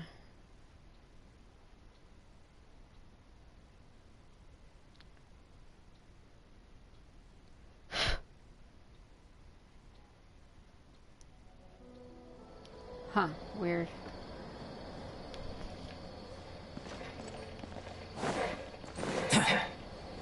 Man, he just like fell. What was that? Man, I hope he didn't take damage from falling just then, 'cause it loaded me into the scene. They do that. You get too close to a scene when you're flying and it'll just drop you. You're back already! How'd it go? Like how he just ran in and he didn't ask about that. We have an emergency on our hands. Please notify everyone here that while they can continue to discuss their dreams, they mustn't try to visit or recreate the locations and scenes that they have been experiencing in them. What? Alright, if that's the wish of the great Dendro Archon. But could you at least tell me what happened? You all look so serious. I see. I never knew even a dream could be so dangerous. Don't worry. I'll be sure to notify all the event participants and inform the other staff members about what has happened. Using the event registration list, I should be able to contact more people that were interested in dreams and warn them about the situation. Thank you. That would be very helpful. Let me confirm if all of today's participants are still here. Atta has already left. It seemed that he was on his way to make a hammer, so that shouldn't be a problem. Oh, wait a second. Where's Katya? Has anyone seen Katya? Has she already left? Oh, I think she already left. She said there was somewhere she wanted to go. Oh no. Did she want to look for the place from her dreams too? Can you tell us where she went? Yes, she did briefly mention it. Somewhere near Chatrakam Cave. Alright, thank you. We'll go look for her. Please help us tell the others not to do anything reckless. Sure thing. Who would have known things would have turned out like this?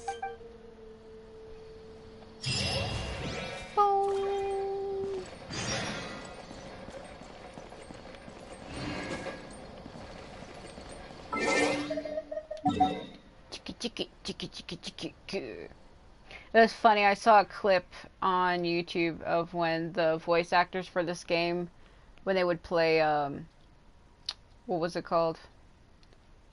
Oh my god, Among Us? And I guess the voice actor, Koidao for Albedo, I guess he was saying that Christian was the one who, like, had killed him in the game. And Christian is the voice actor for Toma. And he was like, it was fucking Christian! And he was like, the fucking audacity. And I guess that's where that clip comes from. I've seen people using that clip of him saying that, and now I know where it comes from now. Because there is some people saying that they want a unique voice lines for when you switch characters in and out of your party. They already say something when you put them in your party, but when you swap them out, they said they wanted a line for the characters to say something. And they said it would be funny if when you switched Albedo out, if he would say the fucking audacity, but he can't say that. He can't say that. It's funny for people who enjoy the humor, but Mahoyo made a character say that in their game, they could probably get in trouble. But then again, there are other games that exist where people use strong language as well. You know, such as calling people straight up bitches and stuff. But when it comes to a game like this, they would never be able to put a word such as fucking in the game. I mean, they do have other languages, like, I guess the worst word you've ever heard in this game would be, like, bastard or something, but when it comes to that, they would never be able to use that in-game. It is funny, but they would never allow that. I need a fire character for this. I wonder if I should try it with Albedo, though. I said my Albedo was pretty strong, but damn this menu, I hate this menu. Since those are plant creatures, I am most likely going to need somebody with fire. I don't even know if I'll be able to do this because I don't got that fire nonsense, but we'll try this anyway.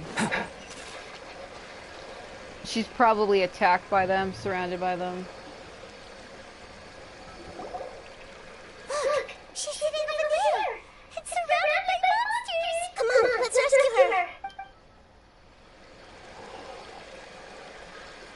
Am I Nahida again, or what? Yep. Coming to rescue you, the Dental Archon! Committed to memory! Watch her be like, what are you doing? Killing my friends! Burst forward.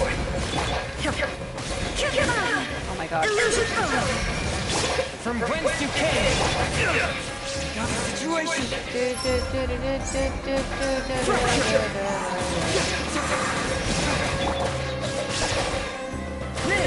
Forgot. Hold it. Moment of birth!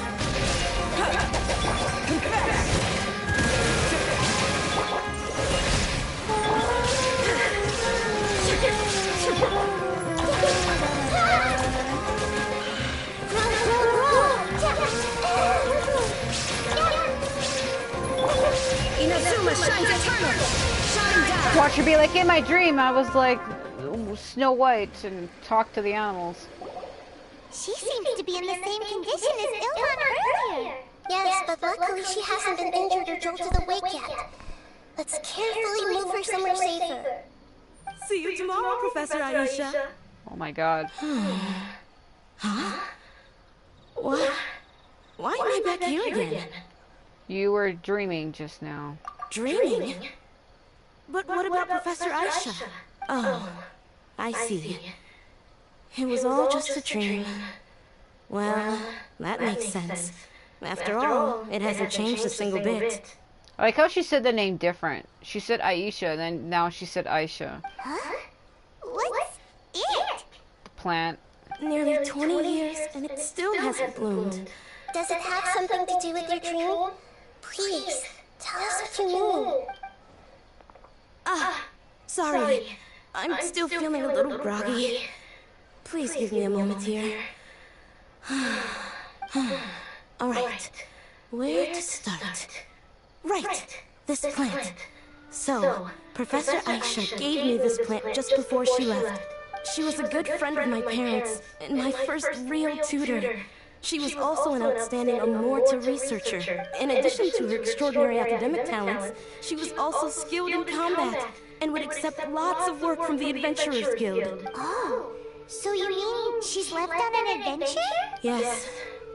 When I was about 10 years old, she told me that she must go look for the secrets of the Abyss, and that she would be gone for a long time. I grabbed hold of her and wouldn't let go.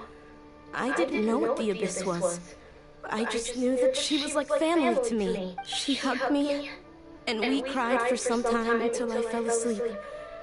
When I woke up, I was already back home.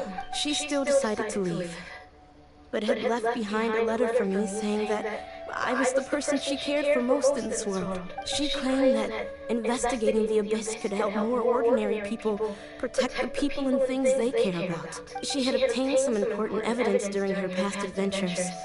If she didn't set off right away, she might miss the perfect opportunity. Guess Ad Astra Abasask isn't just a slogan. She left a seed in the letter, telling me that if it sprouted and bloomed, then she'd come back no matter what sort of risky situation she was in. She said she looked forward to seeing me all grown up, but strangely, I've tried watering it, feeding it, everything I could think of, but I've never been able to get it to bloom.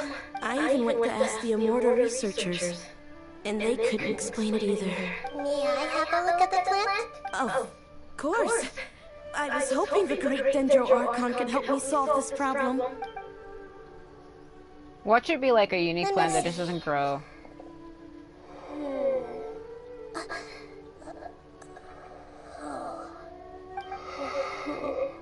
What is it with these noises? It sounds like she's talking in a cup. You know when you put a cup over your mouth and you try talking in it? I think I figured out what the sound is. It must be the pop filter they use when she records her audio. Huh? We've never seen that look on Nahida's face before. Watch it be like a plant that doesn't grow. Wait, could it be? She looks a little unwell. Hold on, we'll be right back.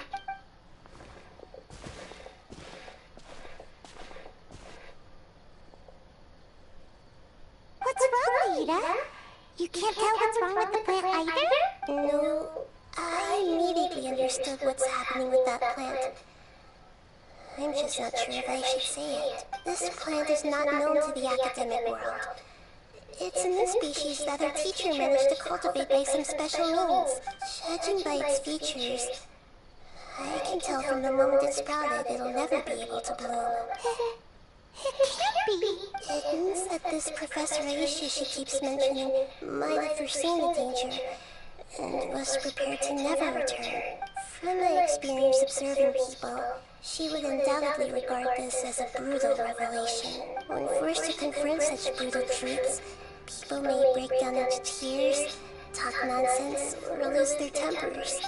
I know she has to face the truth, but at the same time, I don't want to hurt her. Tell me, what should I do? Yeah, that's a tricky one. Seems like you've already got a good idea of the feelings she might experience. I'll tell her. But wouldn't that mean just pushing it all on you? What if she just gets angry at you instead? It's alright. There are all kinds of people, and the examples you observed are just the most extreme cases. Okay. Thank you. Let's go back and tell her. Oh my gosh, she's gonna lose her shit. That water up close looks weird because the reflections It'll are never weird. bloom? But how is that possible? If a plant is unable to bloom, doesn't that mean it can't reproduce either? All that's left for it to do is slowly wither away. Seems like that may be exactly what your teacher intended. Are you saying she never intended to return? Seriously? So everything she said was a lie? But she meant well. Since the separation was inevitable, she hoped that you would be able to come to grips with such a cruel parting a little later in life. She really cared about you. Yeah! Her love, care, and attention to you? All those warm moments were real. I guess she had hoped that you could understand and respect her choice after learning the truth. I see. Sorry, I don't want to sound ungrateful, but it's just so much to take in. The dreams are so beautiful. Yet reality is heartlessly cold. I really thought she had come back. I had so much to tell her. These dreams may not be as pure and beautiful as they seem. Some kind of power may be exploiting your feelings. Really? Yes. So with that in mind, until our investigation is completed, please return to the event and ignore any further temptations from your dreams. I see. Thank you for rescuing me. And sorry for the trouble. Luckily the plant didn't get hurt either. Otherwise, I wouldn't have anything left to remember her by. Thanks, Traveler Paimon. She seems to have finally accepted the truth, but I think she'll still need a long time to come to terms with her feelings. I saw her waver the moment you mentioned love. It was almost like a gentle ring, arriving just in time to put out a fire that was about to spread. It's because people have something called empathy. Empathy? I see. This is valuable knowledge indeed. By the way, you said there may be something that's trying to exploit their feelings. Any idea what that might be? Yes. What's common between Ilmon and Katya's cases is that they've both lost someone dear to them, and now they get to meet the people they cherish in their dreams again. And the people feel more real than anything a regular dream could hope to create. Instead of interpreting it as a result of their longing, I have to consider a more antagonistic explanation. Someone was taking advantage of their longing.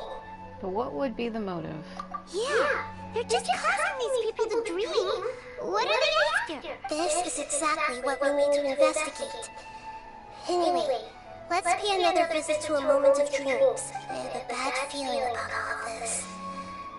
I hope things haven't gotten any worse.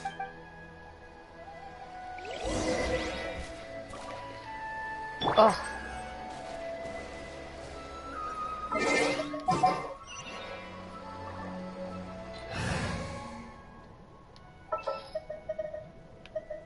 We can do this! That lag, what was that? Oh, there's a world quest here?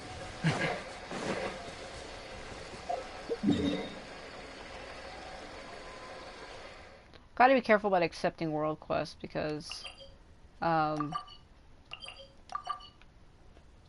they're usually long and sometimes they can obscure things.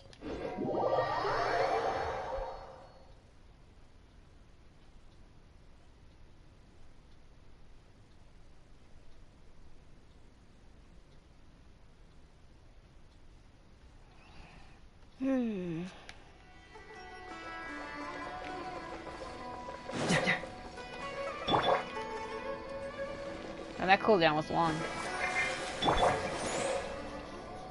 I just destroyed those plants with the water ring. Are you serious?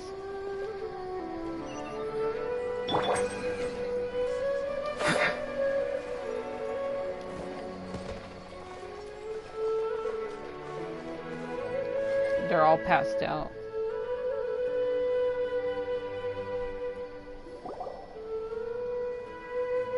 We're back! How's everything here? I'm so sorry, Great Dendro Archon. We're still trying to figure out how to explain the whole thing to everyone.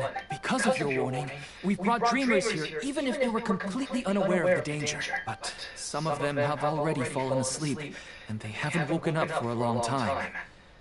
I fear there's nothing we can do about it. A moment of dreams is just a small interest group. We don't have enough staff members to handle this. Just as I expected. It seems my guess was correct. It's the Dendro Archon. She's back.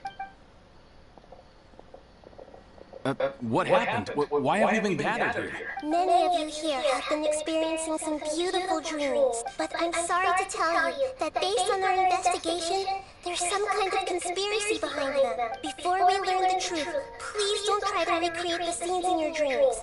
Whatever you see, don't be tempted by them. Huh? But... I don't think it's a big deal. Aren't we just dreaming? It's not like dreams will have an effect on others. We've already met two people who ran out to the countryside alone and got caught in dangerous situations by falling to the temptations in their dreams. That's right! These aren't just dreams! It's serious! Alright, I get it. So does that mean once we have some conclusive results from the investigation, we can continue to enjoy these dreams? Yeah, I still want to visit my sister in my dreams. It will depend on the results of our investigation. I'm sorry if what I'm about to say sounds a little offensive, Great Dental Archon, but we had a discussion with the folks who just arrived here. In all of our dreams, we were able to reunite with people who were very close to us. They all seemed as if they were alive again, which makes us reluctant to wake up.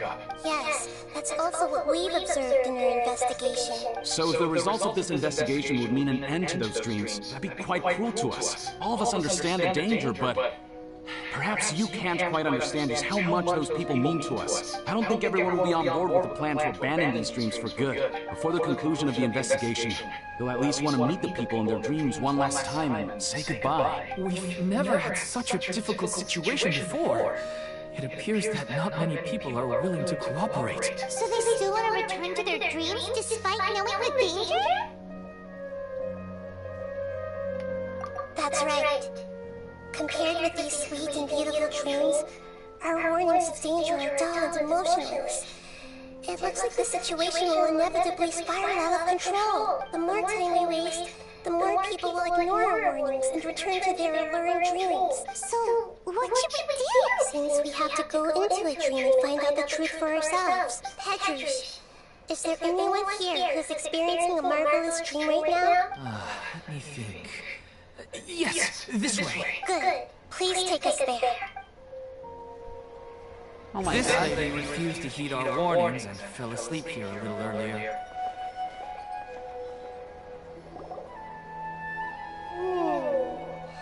She's only asleep and hasn't started sleepwalking.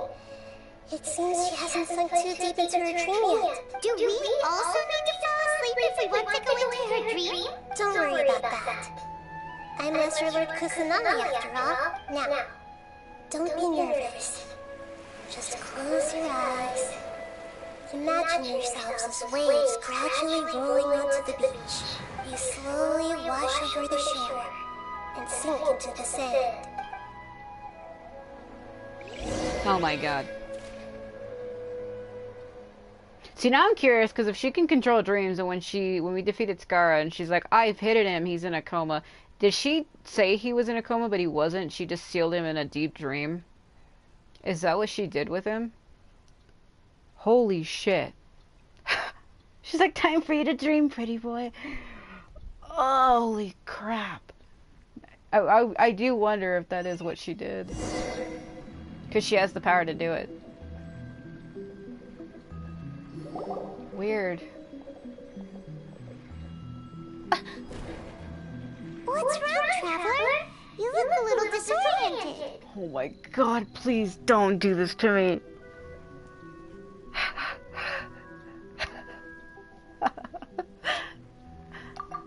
Really? Paimon didn't notice anything. Ether was there. Anyway, seems like we made it into the dream. Watch this turn into a thing where we start following our brother and we get trapped by it. I thought we would arrive at some familiar scene, but we seem to have landed in a completely unfamiliar place. Whoa! So many giant plants! Even in the sky! Amazing. Are we like in water, underwater? Theoretically, we should have gone straight into Debbie's dream. Things do seem to have gone a bit sideways here. Anyway, let's see if we can find any leads.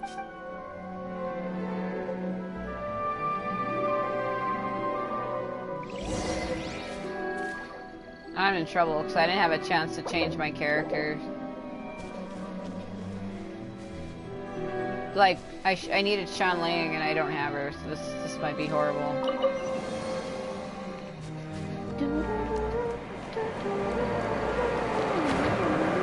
Oh my god. That wasn't enough, I got... Okay.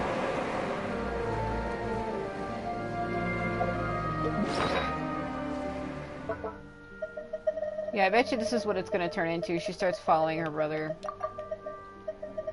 I literally have like this versatile reaction every time I see him, where I'm just like, get the hell away from me right now.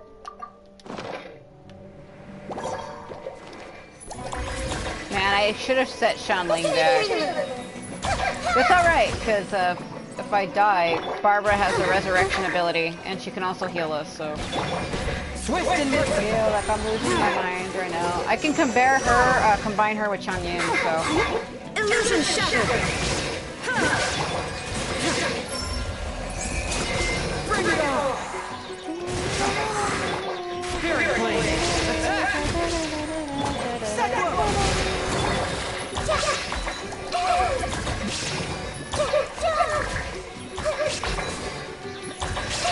There was a menu, quick change menu before. I can't remember what it was. Everyone wins! Oh yeah. She has a stringing ability. Let the show begin. Shine down!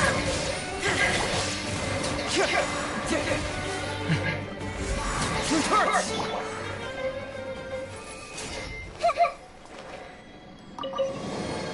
What the? Okay.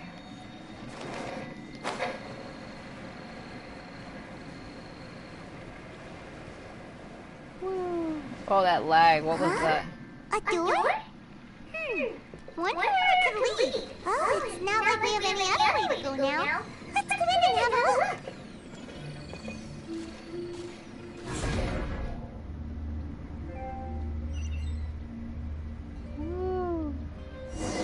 Oh, I know where this is.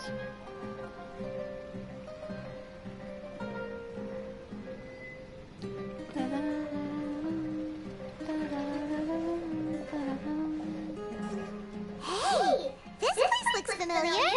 Isn't it Pussle Cafe? Oh my god.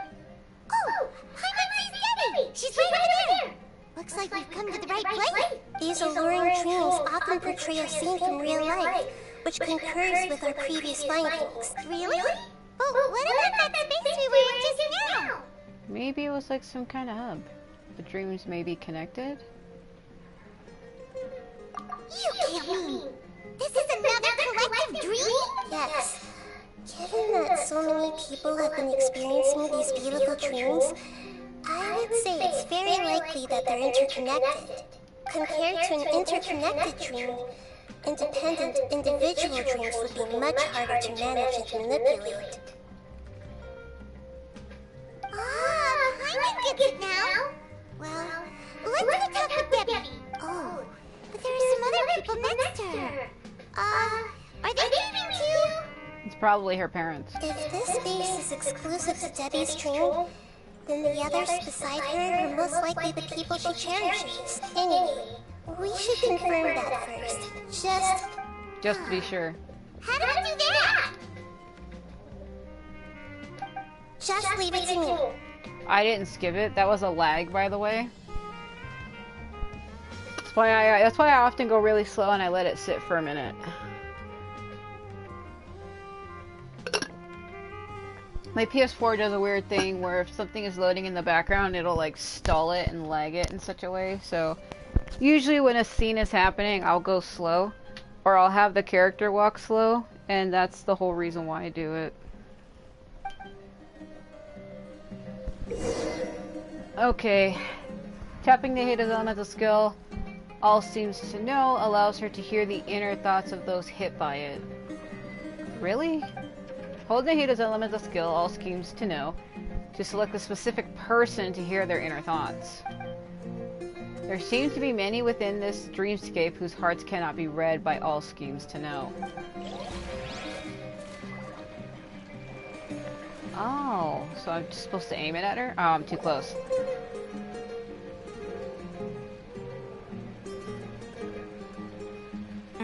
The coffee here still tastes the same as ever. Was I supposed to shoot it at her, or was I supposed to wait? You two have traveled all around to that.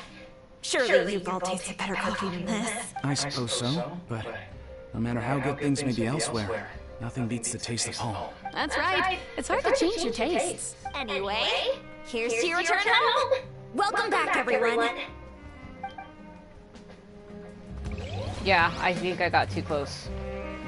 I see everything. That's what I did wrong.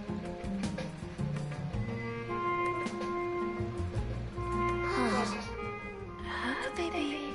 Well, I guess it doesn't matter. Huh? She sounds a little hesitant. I've confirmed that this dream belongs only to Debbie, because I'm unable to hear the thoughts of the other two people with her. So, this is the power of the Dendro Archon? Paimon, I better watch her thoughts from now on. Don't worry. I will not use my powers like this. It's rather impolite. So that's how Scar was able to hear my thoughts earlier, but he was actually connected to my consciousness directly, and it's not really clear as to how he was even able to do that, so that's weird. Alright. I need to get myself ready. It won't be easy to break it to her, but there's no avoiding it now.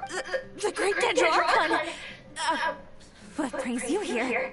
I'm sorry to interrupt your celebration, but have you noticed that what's happening here doesn't quite match up with your memories? I don't quite understand. Great Dendro Archon. What do you mean? I get it! The Dendro Archon is trying to say that it's a once-in-a-lifetime opportunity that we're able to gather here. Hey, how about a cup of coffee for all of you? My treat. We just returned from a fruitful adventure. Memories. A once-in-a-lifetime opportunity? Think carefully. You of all people should know what really happened to them. Are you sure that meeting here and chatting the day away like this isn't just a product of your own wishful thinking? Yes. The reports from the steambird were true. The ship they were on struck a reef and sank, and I never heard from Basila and Gaspar again. Hey, come on now! What are you talking about, Debbie? Yeah! Trust your memories! Nothing you see here is real! I get it now. This is a dream, isn't it? But since it's my dream, it doesn't matter if this is real or not. I enjoy the way things are here. I no longer have to face the tragedies of real life. These friends mean the world to me. Nobody else can understand me like they do. There's nothing wrong with continuing this dream. Is there? I'm worried that if you were to continue dreaming like this, the lines between dreams and reality will gradually become too blurred for you. These dreams will always give you what you want, while reality remains full of pain and difficult situations. If you are not careful, you can get hurt. Don't worry. I still have control. I won't let it go that far. Are you sure? Hey, how about we put all this troublesome stuff aside and get back to our coffee and snacks, Whether it's just a dream or real life, you should be happy. You can't just brush off something like this! We don't even know how you people got here, or where you even came from! Sorry. I didn't mean to upset anyone. No, it's alright.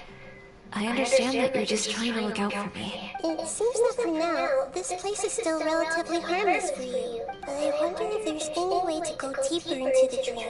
Huh. Now that you mention it, I once heard a strange voice tell me that there's an entrance here. I'm not interested in checking it out at the moment, but maybe I'll go in and have a look later. Okay. Thanks for your help. Just as I expected. We're only on the surface of this dream. Let's go. Go where? Like to the door?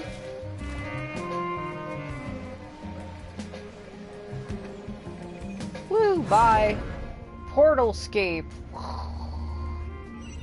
I'm standing on a rock, as you can tell by her foot. Oh, okay.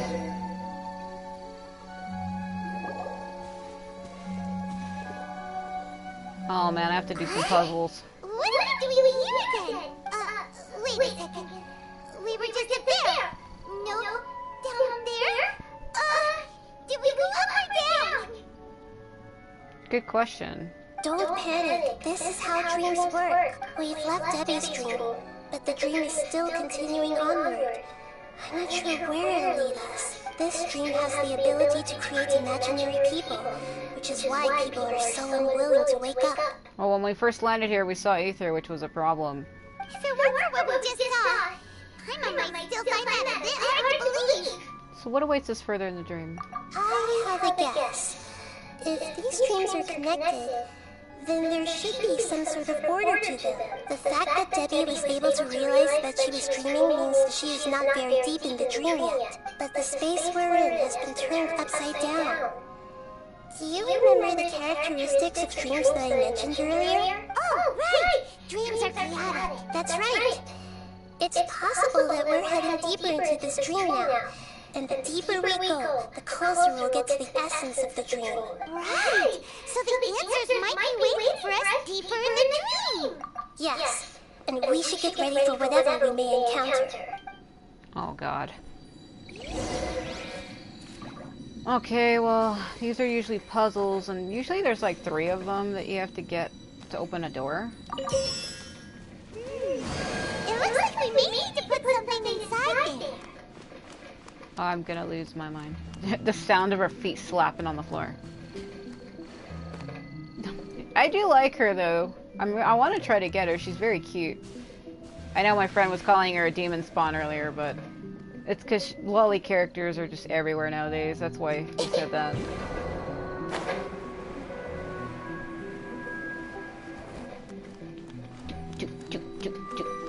Can I touch?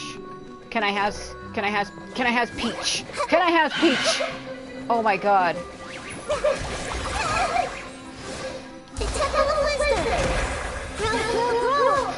Okay. Ow. Let's dance.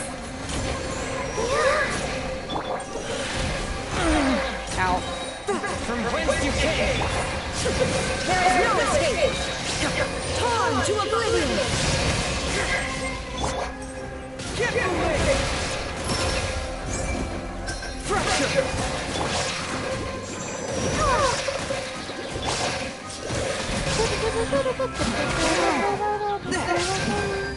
Illusion shattered!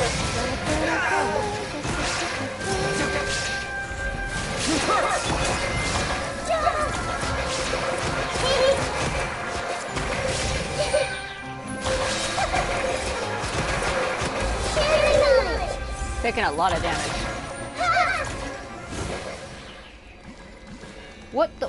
What is this?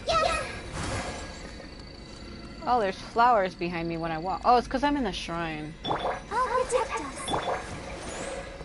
Yeah, only she can do that. Or no, Changyun's doing it too. Oh, yeah, it's because of the shrine effect.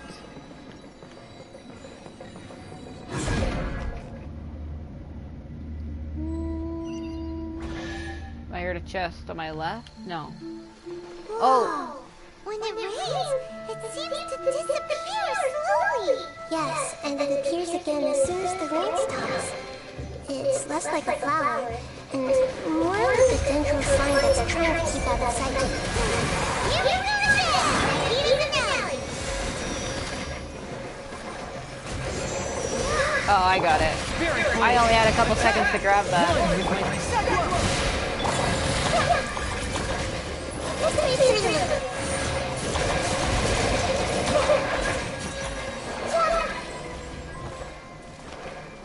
Man, she took so much damage. Because those hounds, they give you a corruption status that like eats away at your life, and it's everybody in your team, not just one character. Like it's not just the character you have out; it's everybody in your party gets affected. Should probably reset my status buffs. I know I reset them and they do last for a while, but I try to always reset them when I get a chance. Okay. I am curious about this quest. Am I gonna run into, wait. I'm confused. Are we up here or down there?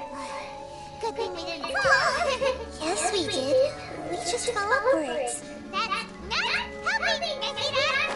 I might have no clue what's going on anymore.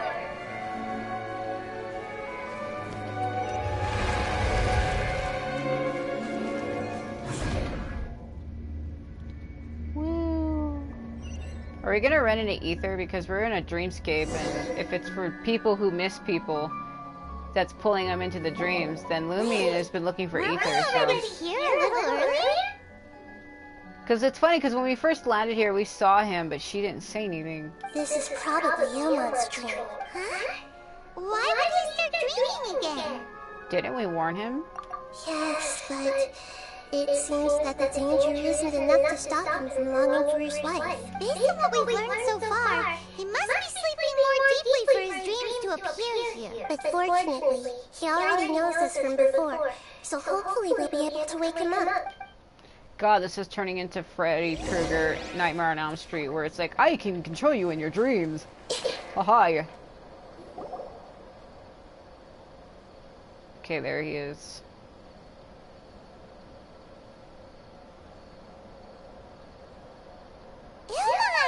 Oh, it's you! Incredible! I didn't know you would appear in my dream too. Did you say dream? Wait, so you know this is a dream? Of course. Such good things rarely happen to me in real life these days. Here, let me introduce everyone. This is Minor, my wife who I mentioned before. And this is our daughter, Nahida. Hello. It's a great honor to meet the Dendro Archon. Whoa, Dad! You know the Dendro Archon? That's amazing! And what's this? Is it a new toy? Oh, that look on her face. No, it's Paimon, not a toy! Anyway, now's not the time for that! Nahida, this doesn't seem to add up with what we were expecting! You're right. Let me think for a bit here. Yaman, did you secretly go back to that place on your own? Oh, right! We didn't see him in a moment of dreams earlier! Paimon thought he'd gone home! Sorry. I just had to make sure that Haidar could get a chance to see her mother. I had gotten pretty familiar with the hike, so I brought Haidar with me. I'm just glad we didn't meet any monsters along the way. Yes, I'm glad too. I didn't expect her to grow up so fast. It must have been very hard for him. I regret not being able to fulfill my role as a wife and a mother. No, don't talk like that. Let's leave all that unhappy stuff behind for now. Even if we're in a dream, it's still a blessing that we've been able to reunite in this way. What should we do now? Should we tell him the truth? You can let me break the news. I should be the one to do it. I'm sorry, but I should tell you that her dream did not create us. We are real people with our own consciousness. Like the last time we met, we are still investigating this dream, and we've already learned some things about it. So you mean there's something nefarious with this dream as well? Ilmon, what's going on? It seems the reunion of our family is destined to only be temporary. Huh? Is Mom leaving? Maybe.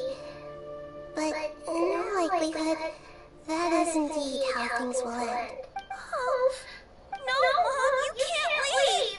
I'm afraid I don't quite understand what's going on. Don't worry, Haidar. Mom's not going anywhere. Please, don't cry. Minar doesn't understand any of this. I'm fully aware that this is a dream. So that's why I've never told her the truth, but never mind.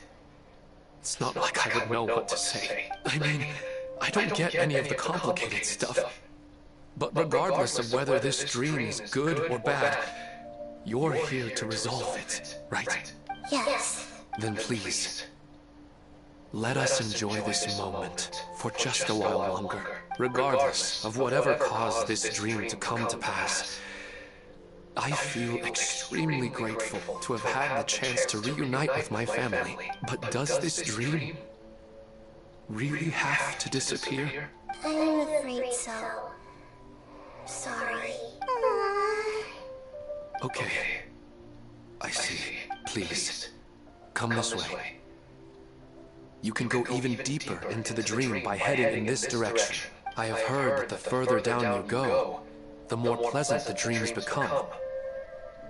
And the more you want to stay. The answer you're looking for may also be found there. Go ahead. Thank you for helping us. And I'm truly sorry. You're welcome. It's not like I have any say in the matter. I'm just an ordinary person after all. Who am I to interfere with the work of a god? I'll be right behind you. I should at least let Minor and Nahida know what's going on here. Otherwise, my daughter might be mad at her mother after we wake up. We're not doing something bad, are we, Nahida? That depends on how you define good and bad. It's the same place again. This place is almost like a flight of stairs that connects all the dreams together. But they appear to be getting more and more aggressive. Regular stairs wouldn't try to attack us. Right. Something seems to be off about our theory. Ilmon is clearly aware that he's dreaming, and he's enjoying it. That sounds wrong. Rather than dreaming on a deeper level, he almost seemed more awake. I believe we're on the right track. But we just need another explanation. It's not that the dreams are getting deeper. It's the owner's attachment to the dreams that's getting stronger. But you would never mistake dreams for real life, right? Although sometimes I almost wish I could. Sometimes, Paimon almost wishes her dreams could be real, but it's just a quick thought. It's not long before Paimon's thinking about other things, like sticky honey roast. Listen, we're real beings living in the real world, and that's where our focus should be. This also explains the insubstantiality of our dreams. No matter what they may become, we don't really care. But if we decide to abandon reality and embrace our dreams, then our dreams will become far more substantial. Oh, wait! Paimon's starting to get it now! I wonder if it's gonna be that Lumine sees Ether and tries to follow him, and they're like, "What are you doing?"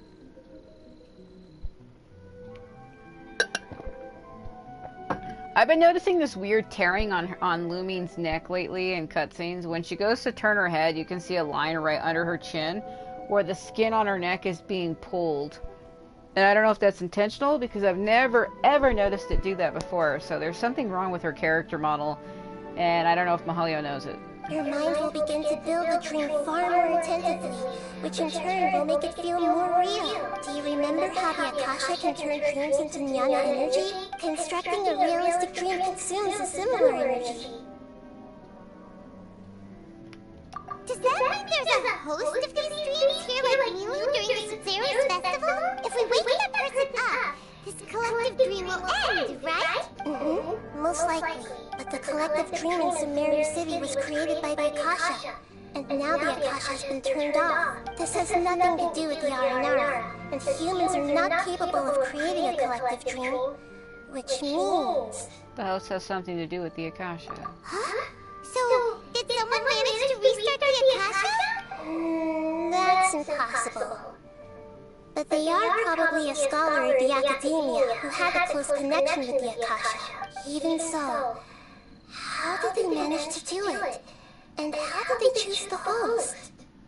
Yeah, we haven't gotten to the end yet. Once we know their motive, all the questions will resolve themselves.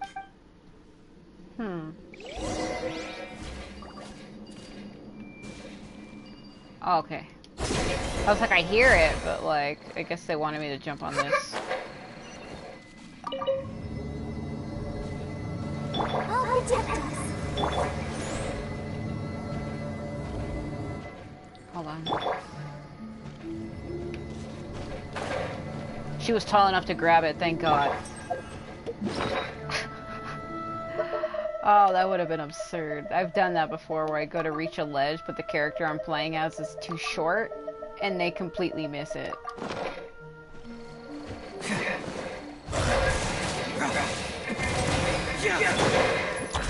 Everyone please! Forth, my blade! Shine down!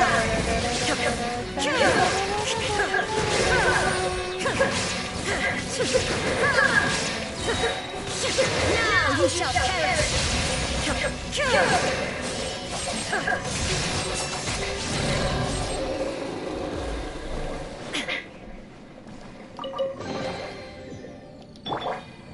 I remember there being a oh yeah, there is a shortcut button. Just triangle. Let's dance. I mean, that's the same button though. What are we doing?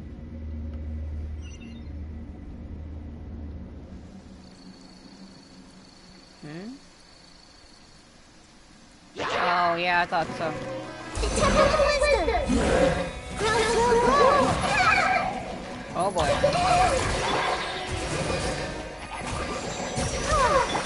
Submit for judgment. One. Man, I do massive damage.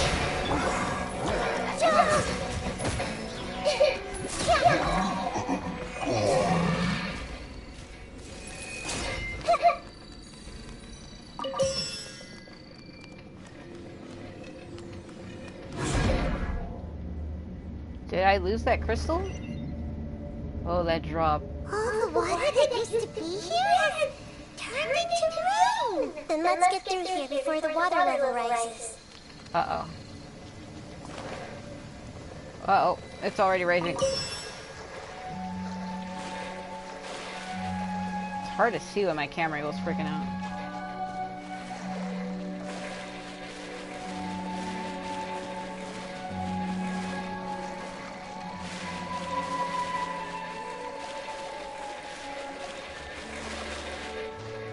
Okay.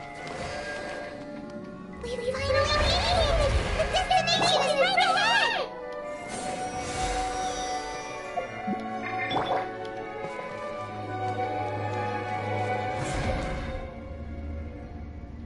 That can't be the end, though.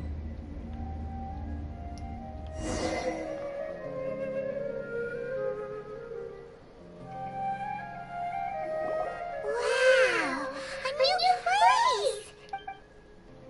Oh, that untexturedness. Oh my god. It's looking like a place from Oblivion. Well, it's just new to Paimon in this dream. It actually looks like that place they tried making in Skyrim that was modded. It was like a hub place you can go to. You could like pick like a crystal and stuff on where you wanted to start the game. And it looked like that. This should be the final destination. Can't remember the name of the mod. It was a mod that like made like things hover in the ground and everything was all purple. And that's what it looked like. Really? It's more ordinary than I imagined. Yeah. These are just ordinary city streets. Yeah, but if it's ordinary, why is everything torn apart? I have powers related to dreams, so it's usually easy for me to tell who's dreaming and who's created by dreams. I guess only those who have thoroughly accepted this dream will be able to come here. There are so many people here. How can we find the host? Don't worry, I have a way. That look on her face.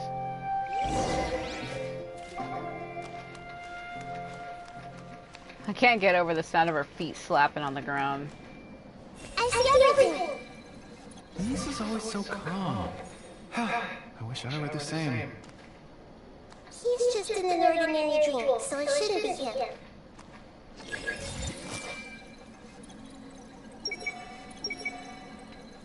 Shadow has such good taste.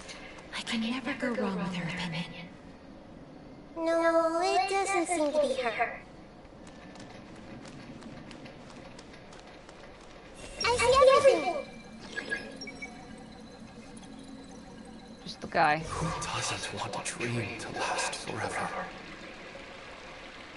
It's a scholar. You know, I've heard that plants grow better if you play music for them. And on that note, it's been a while since I last heard you play. Sorry, I've been a little busy these last couple days.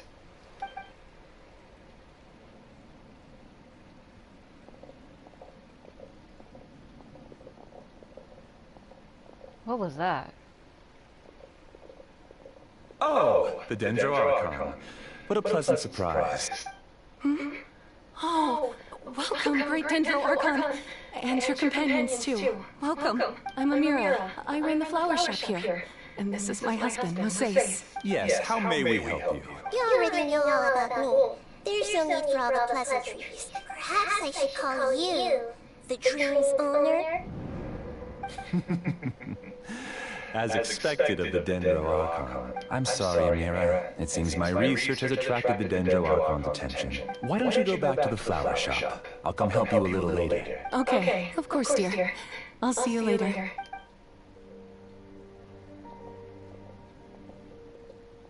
It appears that I was too naive to think I could deceive the Dendro Archon in person like this. To avoid looking like too much of a fool, allow me to ask the first question.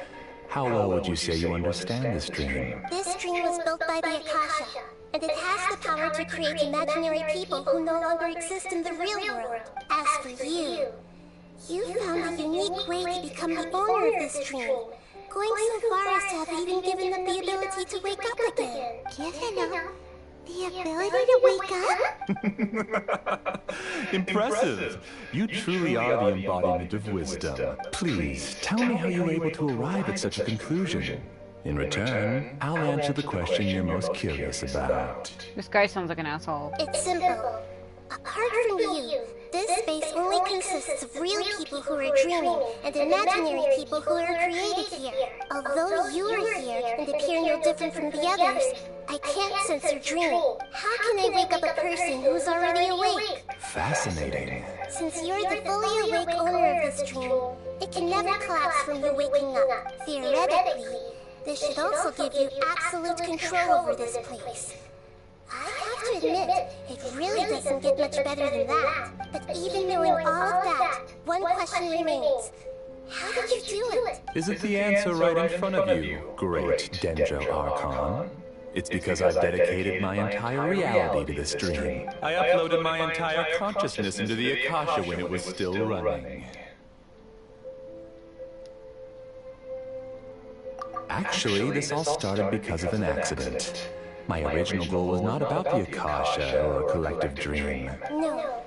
You were motivated above all to create a hyper-realistic person. The desire to reconnect with a real loved one is the one shared sentiment between all our dreamers. That's right. However, human models are too complicated. Only the Akasha has a Jnana energy supply powerful enough for me to generate and sustain my models. The Akasha is truly magnificent. If I siphoned a minuscule amount of its energy, nobody would even notice. And even this minuscule amount of energy was already more than enough for my purposes. Even using just crude methods, I was still able to train a fairly realistic person. I named my first work Amira. Huh? You mean the girl we just saw?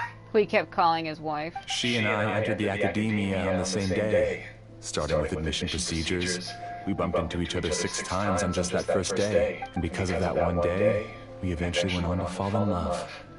We studied, conducted research, and made breakthroughs together. Our rhythm was always in step. I felt like we were 2 separate bodies that shared the same heart. However, Elizalde took her from me. Yes, I need more training samples to perfect Amira's personality. I found their details in the Akasha's database. Using the pretext of testing for mental health disorders, I implanted signaling devices in their bodies. This way I could connect them to a network, and Amira could feel their yearning. Little by little, they helped her to grow and develop a warm, human personality. To improve my efficiency and allow myself to focus on nothing but my research, I uploaded my consciousness as well, and became a part of the network. So, technically speaking, it's not that you won't wake up, it's that you can't wake up. When he keeps saying network, it reminds me of the way Adam talked in Nier Automata. Yes, because the Akasha was suddenly turned off, I lost all of my Jnana energy.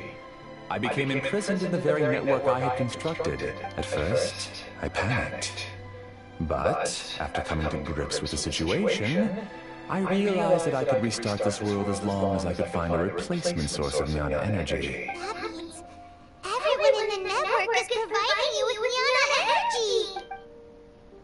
That's all there really is to it. I don't think I'm doing anything wrong. I'm just saving them as well as myself.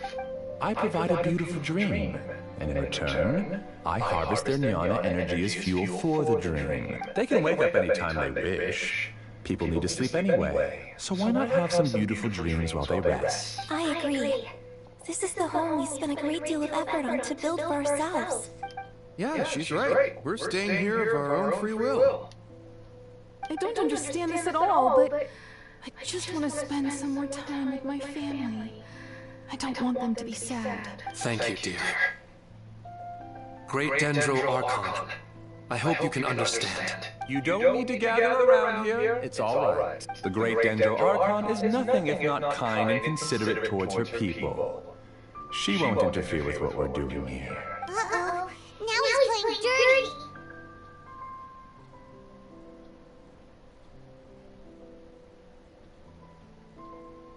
It seems like I won't need you to answer my last question. You're willing to tell me all your secrets because you have nothing to fear. If you use real people as your weapon and turn them against their Archon, then there's nothing the Archon can do. They just want to be with the people they cherish. I don't think there's anything wrong with me providing them with that opportunity. They don't wish to eternally part with their spouses and friends. What's so wrong about that? This guy's a psycho. If you understood humans a little better, or had also experienced firsthand the absolute devastation of loss, then perhaps you wouldn't be so cold towards us. She has experienced loss, though. You don't know the first thing about her. If you had used your talents and determination for a just cause, you could have become a sage of the new generation. Unfortunately, you've committed one of the 6 cardinal sins of the Academia by attempting the forbidden and fearing none. You equated people's feelings with cold jnana energy and deprived them of the pain that they have to face. You lured them into these dreams, and even now, remain completely unaware of how evil all of this truly is. Pain? Luring? Those kinds of things haven't existed here from the moment this world was created. She's right here. This is Ilmon's child, Nahida. Huh? My daughter? What's wrong with her? This dream relies on a set network, which means that only those with devices planted in their bodies can enter this world. Carefully think back and retrace your steps. I secretly went back to the mountainside with Haidar.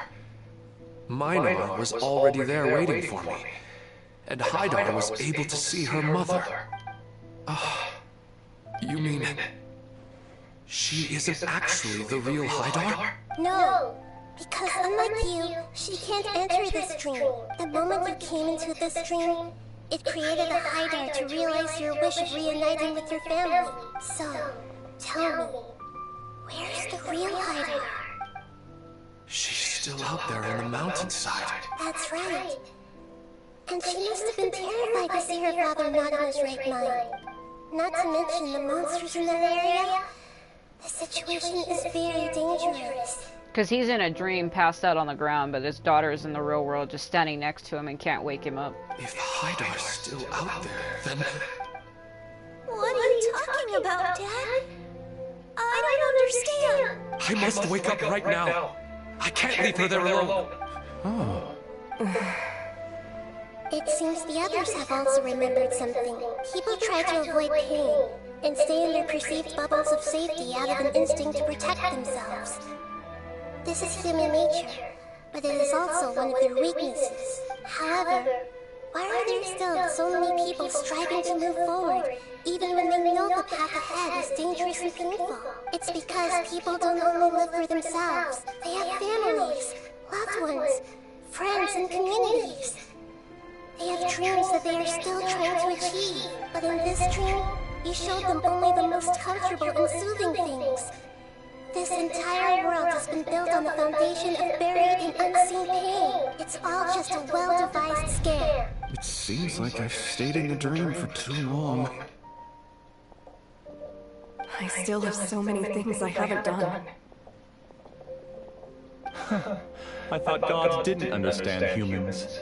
That would have explained why they created such a flawed world where countless tragedies took place. I didn't expect you to arrive at the answer through sheer power of observation.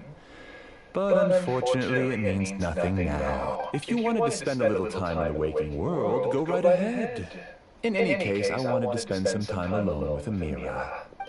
As long as this dream continues to exist, you'll come back. Humans aren't as strong as you think. And even if you're a god, they won't always listen to you. It's time to purge all the extraneous data and noise. What the hell? All of you, please get out of here and... Find safety.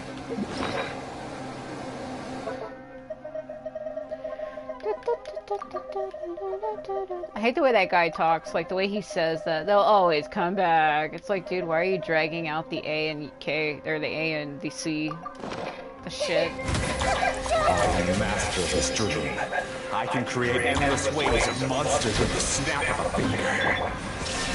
Don't worry, don't wake up before they get hurt. Ow. Mira doesn't like to see others in pain. If you know what's good for you, bleed now! This guy sounds like an idiot.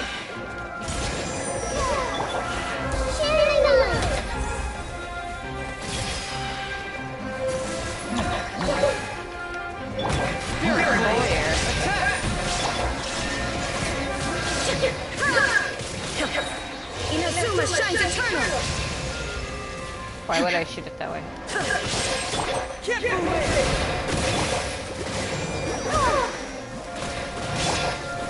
Shine down!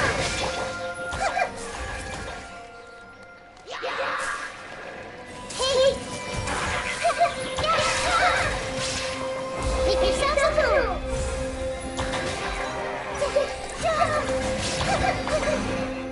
I see everything!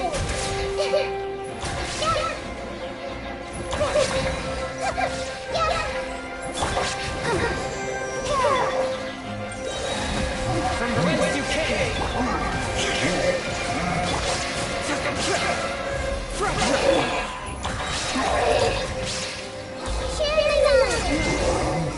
Oh my god.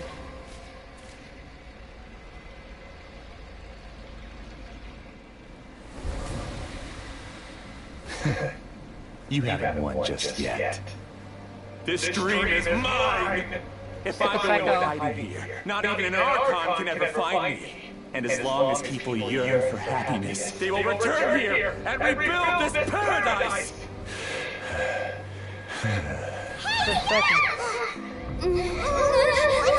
This dream is spiraling out of control.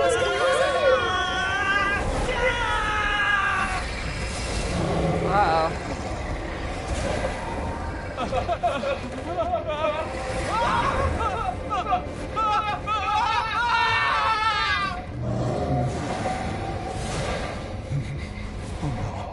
Amira! Amira! Amira!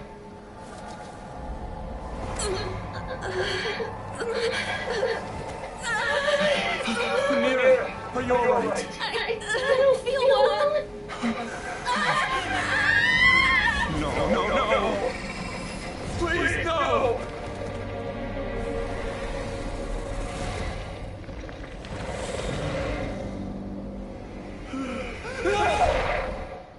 Ooh, she killed him. Get away from there! Don't ruin my flowers! What should I do? Where did it go? He left because he didn't want you anymore. Or no, I guess he's still alive. It just looks like she killed him.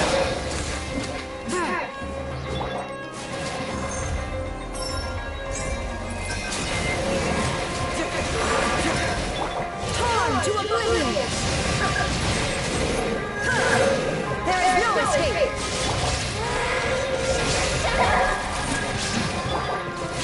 Just decide for yourself.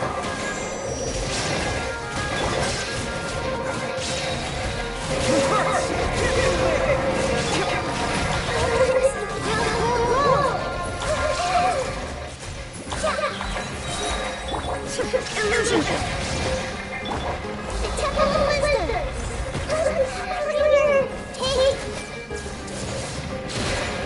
Too close, I can't see the link. Man, they're just knocking her into the crates and I can't move. A minute to memory! There is no escape! A touch of frost! Ready, steady, go! I'll protect us! From whence you came!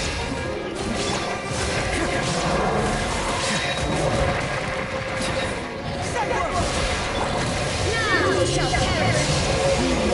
Shine down!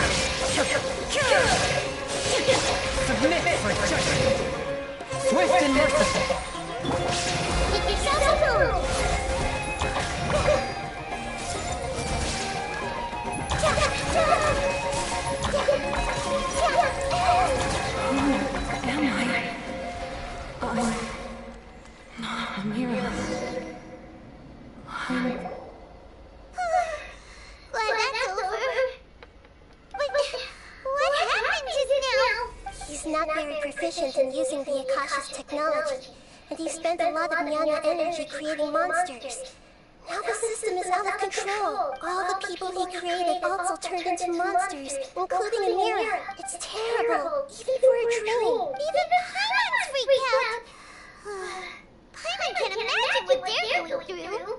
The good news is that the chaos seems to have subsided. Now we only need to wake up the people here and let them return to their real lives. Amira. My dear Amira. They're all gone. It was just a big dream after all. I couldn't change my fate. And my knowledge turned out to be useless. What a cruel world. Do you still think this is our fault? I don't care about that anymore. The Nyana energy used to sustain this dream has all been transformed into monsters. This dream will soon collapse in my consciousness along with it. Let me disappear with Amira. I'd rather turn into dust than to ever wake up again. It seems that everything that's happened is too much for him. He's lost all hope. I think seeing Amira turn into a monster was punishment enough for him. After comprehending the hollowness of the unreal, it's time to revisit the meaning of existence. Existence? I'm different from the others. I've long given up everything outside of my consciousness. Using my knowledge of the Akasha, I have a way to extract your consciousness from here and put it inside a knowledge capsule. The Academia has probably kept your body, so you should be able to wake up soon. No need. Just let me disappear. Reality means nothing to me now. This isn't compassion. I won't let you escape your punishment by simply disappearing. As for your life after that, it will be up to you how you want to exist. Alright, Traveler and Paimon, we should go back. We can finally wrap up this whole thing.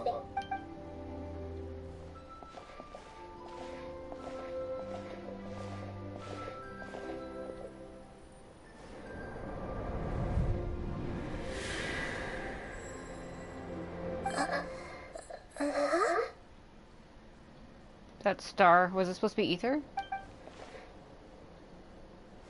What's wrong, Nahida? Oh, nothing.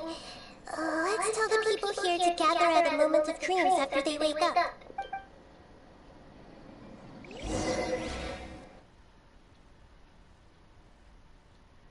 Because it's kind of funny, we come here, we see Ether on the thing, and then he disappears and you don't see him again at all. Why would they do that? Was that just to try, like, a hint, like, that Lumion is still longing for Ether? I think that's all that was. That was a setup, like... Because anybody who enters the dream has, like, their own wants. So, basically, her seeing him slightly when she woke up was kind of hinting that she's no different. I mean, I get that, but it was kind of weird that they didn't elaborate on it.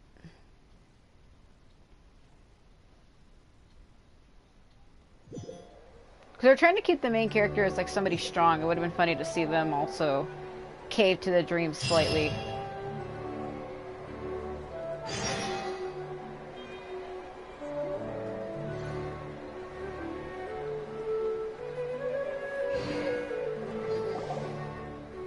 Oh, great! You're awake! Untextured. Everybody has started to wake up, and we've heard similar reports from around the city as well. From the looks of it, you were able to successfully resolve the issue. Yes, though it took us a good deal of effort. There will be many people gathering here shortly, so please do your best to maintain order. I need to go to the Academia with them now, but we'll be back soon. Are we going to ask about that scholar? Yes, but it may take some time for him to wake up after his consciousness returns to his body. What was that? I blinked out of We existence. can leave the rest to the mantra.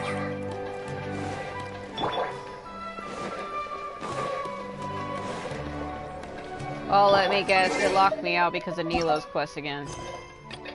Or no. But why would it stop it?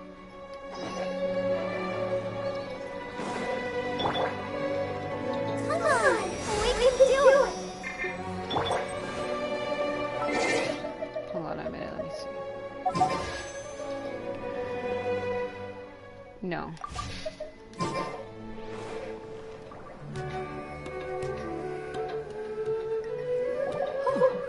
the great Archon. How can I help you? I would like to check the registration records of a Kashara scholar. He should be in an unconscious state right now. Okay, just a moment. Sorry to keep you waiting, Archon. We have confirmed that there's a scholar named Bainuni who's been unconscious for a while. The cause was improper operation of the Akasha. He hasn't regained consciousness yet, and is still receiving treatment at Bimarstan. Huh? Isn't his name Mustace? I guess he didn't want to be recognized or bothered by anyone. Please, give the knowledge stored in this to the Matra, and ask them to import it into Bainuni's brain. Understood. But for safety reasons, I need to know why. It's simple. This contains his consciousness. It's long been trapped inside of a dream. He's committed an act that affected the safety of Sumeru. After he wakes up, I'll inform the General Mahamatra of all the details. I see. I'll take care of this right away. Thank you, Great Dendro Archon. No problem. Alright. Everyone should have gathered at the Moment of Dreams by now. Let's head back.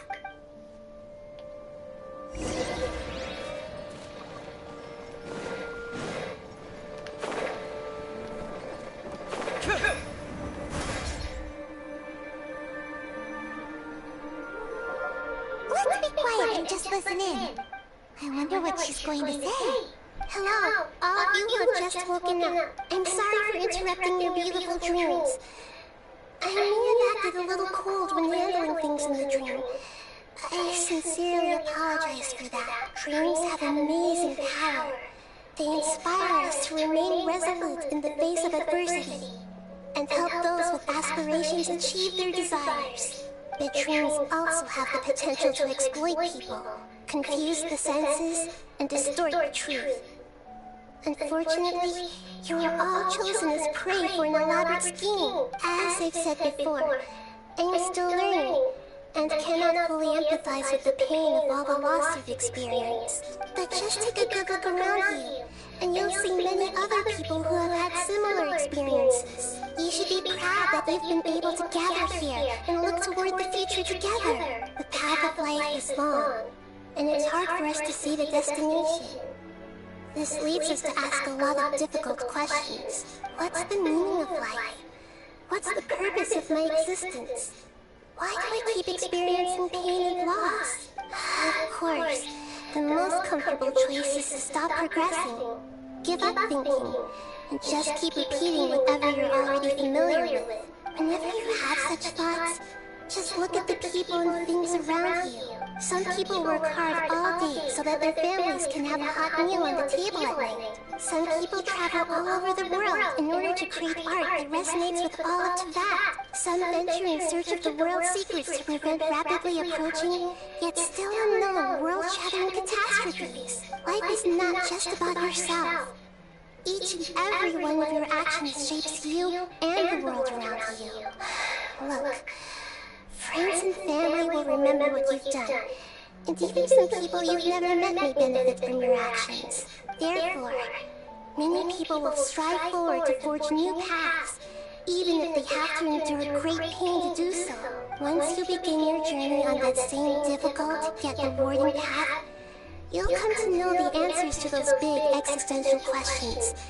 Yet they will no longer feel as life-defining as they did before. But if you were to believe that life is nothing but an empty, ephemeral dream, then that's also the only thing it will ever become. You are free to choose how you want to live your lives, but as your Archon, I should first make this information known to everyone.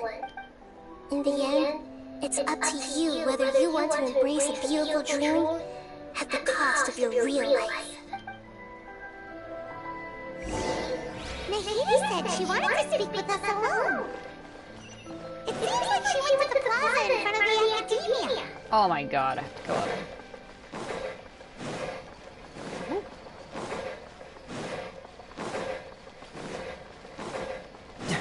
You could probably talk to them and they probably say, oh, I never realized that it would be that, but I don't really care.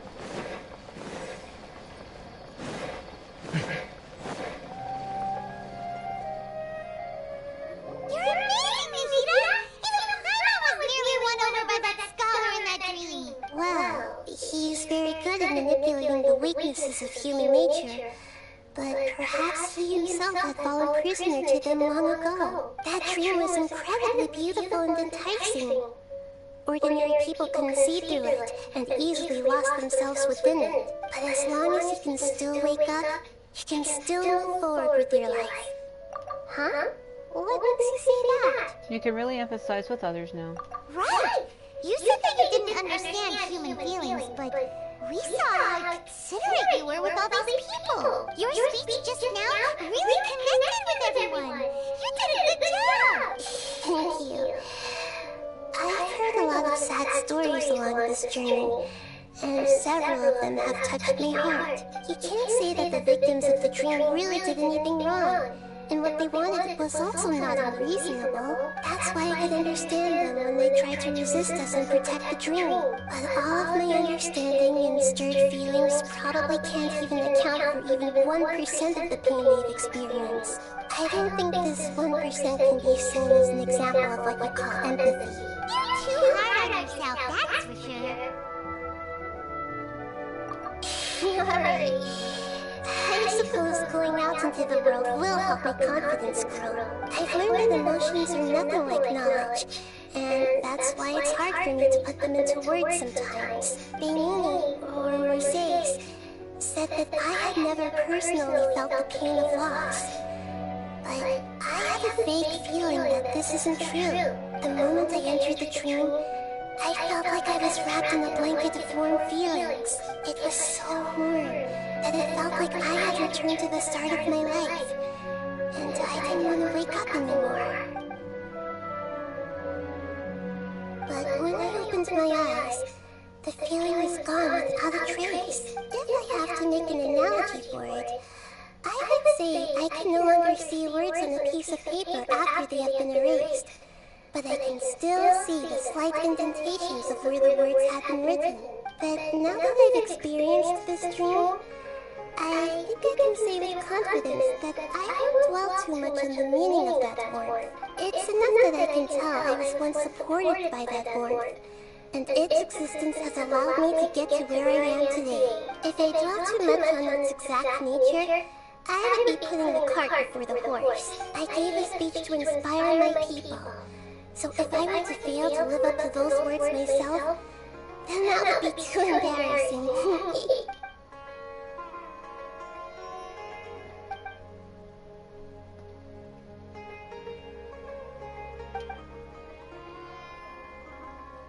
Hey, what's with that serious look?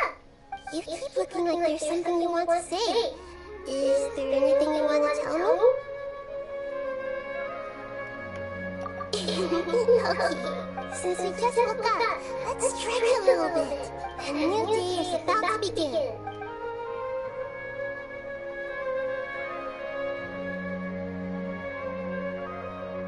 Watch the sunrise.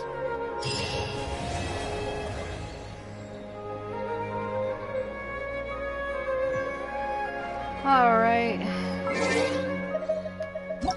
So I think we have Nilou's to finish. I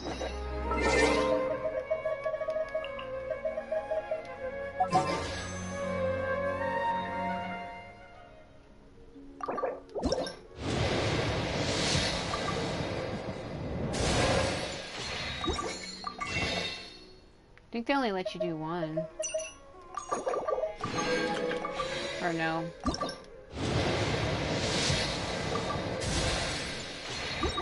Damn it.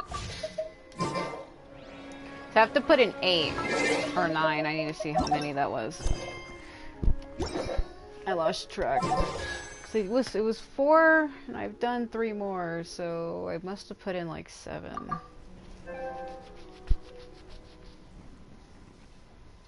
I don't know, sometimes this doesn't display correctly, like the screen. I have to wait for it to load up and it don't display correctly. It's only saying 1, 2, 3, 4, but I've actually put in more than 4. I've already put in at least 7. Sometimes they don't show up on here and it's a bunch of lies.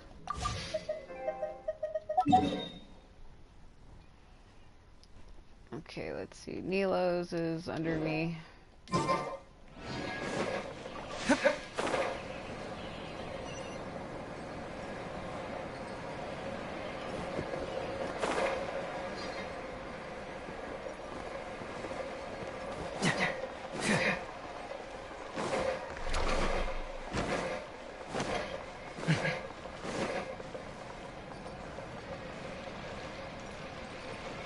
think we were getting letters.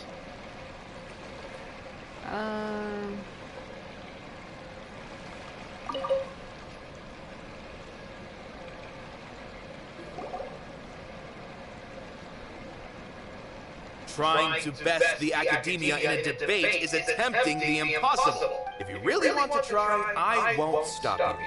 It's not like our situation can get any worse. I don't think it's entirely hopeless. To Sharif, Nilou's approach will come off as naive, but that kind of frankness is exactly what they lack the most. Things might turn out differently from what you expect. I am in favor of such a romantic feat. No playwright will turn down a compelling underdog story. Sure, in fiction, but I'm not sure how well that will translate to reality. This guy is just straight up wearing a pot on his head. I'm not saying that I don't support you, Nilou. If you need my help, just say the word. Anything is better than just standing aside and watching the theater get demolished. I'm also pitching in. Let's show the academia that we have some fight in us. Thank you, everyone. I feel a lot less nervous with your support. Not to rain on your parade, but my father is a real hard guy to deal with. I can feel that. He's erudite, meticulous, demanding, and exceedingly familiar with rigorous logic. It'll be extremely difficult to beat him in a debate. You all already knew that. But you just didn't want to hurt Nilou's feelings. When all's said and done, aren't you hurting her just the same? That's enough, Nahida! Sorry, I ruined the mood. I just can't force myself to expect a positive outcome. Nilou shouldn't have to push herself for the sake of an impossible goal. Yeah, it's way too early to give up. You're right, Nahida. What the hell? We're up against the academia. Everyone knows that they're very powerful. Being skeptical might actually be the more normal response, but I still want to try. I'm reluctant to just let Zubair Theater go. And it's not just me. I think everyone else here feels the same way. If we're unhappy, we should speak up and let our voices be heard. Say what's on your mind, and do what you think should be done. If we fail after that, then at least we won't have any regrets. I mean, after all, the only thing we can control right now is our choice at this very moment. I understand what you're trying to say. I also have my own intense feelings of anger and regret. Then, could I trouble you to tell your father about our plan for a debate? You can still get in touch with your family, right? Yes, I can. Then, please help us pass on my request. I've never participated in a debate, and truth be told, I'm still not really confident in myself. But since we've decided on a debate, I'll do my best to prepare for it. I'll gather everyone's thoughts and let them be known to all during the debate. I by myself definitely don't have enough wisdom to beat your father. But what about the entire theater combined? Then we should have a chance, right? Right. That's right, Miss Nilou! Be the bad guy! Justice will prevail! Oh my god, are we turning into Shanling? Or Shanhua? Make me dirt! Oh my god. You too. We are getting into a fight, but thank you for your encouraging words. I'll do my best. Back there, Nilou? I felt that I might have said a bit too much. I cut her off by accident. Mr. Zubair, we're trying to put together a list of arguments that might be useful. Any ideas? It won't be difficult to explain our position. They're in the wrong, and they know it. I have meticulously managed this theater's affairs for years, and I have abided by every procedure and obtained every permit. I did all of that to protect ourselves if something like this were to occur. I didn't expect them to disregard the rules altogether. Yes, I know. But but anyone who's staying at the theater is one of us. If I can't even protect the members of the theater from outside pressure, then I have failed in my duty as a manager. In summary, you need sufficient confidence and strict adherence to the rules. At least for now, they don't have the authority to demolish the theater. As long as you double down on that point and force them to concede it, you'll gain an advantage. Alright, got it. I've seen many situations like this before. The academia sure likes to get its nose into everyone's business. While you prepare for the debate, I will also prepare the theater for the potential aftermath. It's best to prepare for the worst outcome. Once you're done chatting, do me a favor and tell our customers that we're canceling all of our shows. Do we really have to? Right now, no one's in the right frame of mind to perform. I have to consider both our staff and our customers. This is the only way. Nilou, you are incredible. With your talent and youth, you had the least to lose out of all of us. And yet you were still the first to take a stand. I've never thought about leaving your theater, Mr. Zubair. I truly love this place, and I want to keep dancing here. I also want to keep dancing with everyone else. You're becoming more and more like her. Do your best. We'll do all that we can, and leave the rest to fate. Hey! My teacher. She was an excellent dancer, but she's retired now. If we have time later, I'd be happy to tell you more about her. When the day comes, I'll get my friends and the theater's customers to come and support Nilou.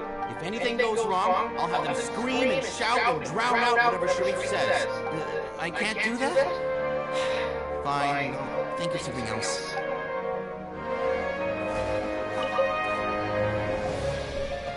I didn't expect you all to challenge the academia. That reminded me of my younger years. Back then, I feared nothing and no one. I was always charging into the most dangerous of places. I can't do things like that anymore, but those were some of the best times of my life. Sorry. If the theater really ends up getting demolished, then you, Soren, and Abby will all... It's all right. There's no need to think such heavy thoughts. Even if the building gets demolished, its people will still all be here. Have faith in the resilience of an adventurer. We can always figure something out. But will you have regrets if things just come to an abrupt end? It'd be like when you were forced to stop adventuring. Ah, so that's what you were worrying about. Relax. I've had a lot of experience with regret.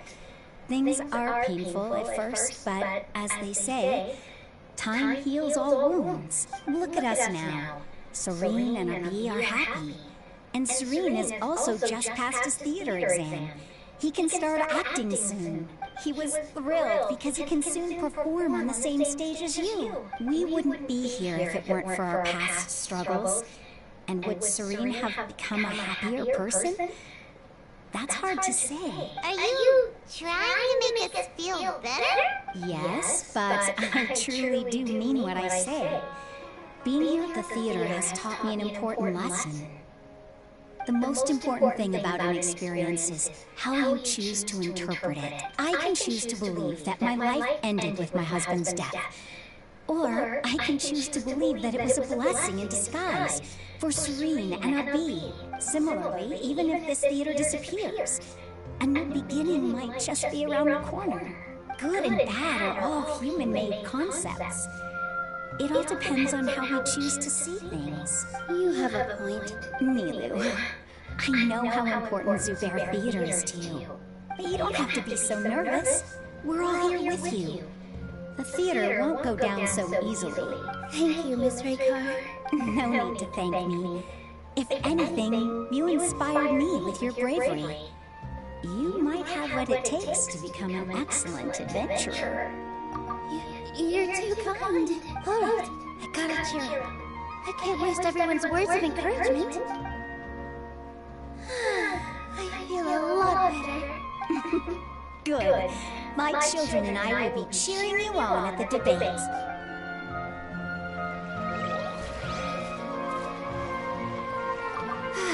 I've gained a whole new level of respect for you. Inaya was right. It It's true that I couldn't bear to bring down Nilou. It wasn't out of pity or anything, though. I just felt like I didn't have the right to say anything. After all, Nilou was the one who bravely stepped up and proposed to fight back. I didn't have that kind of courage or initiative. I'd be a terrible person if I spoke badly of Nilou without doing anything to help. She knows better than any of us how difficult this path will be.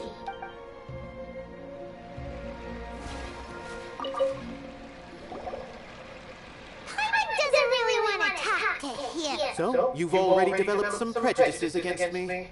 And to think, I was just about to put forward a suggestion. Oh, I never listened to that. Although, I know not if you have a new answer to my previous question. Now seems like an appropriate time to revisit it. What do you think is the meaning of art? This again? We probably do need to tackle this question if we want to prove the value of the arts. I don't know how to explain it, but all I know is that when my performance makes the audience happy, I also become very happy. Does that count as a meaning? You answered him so seriously.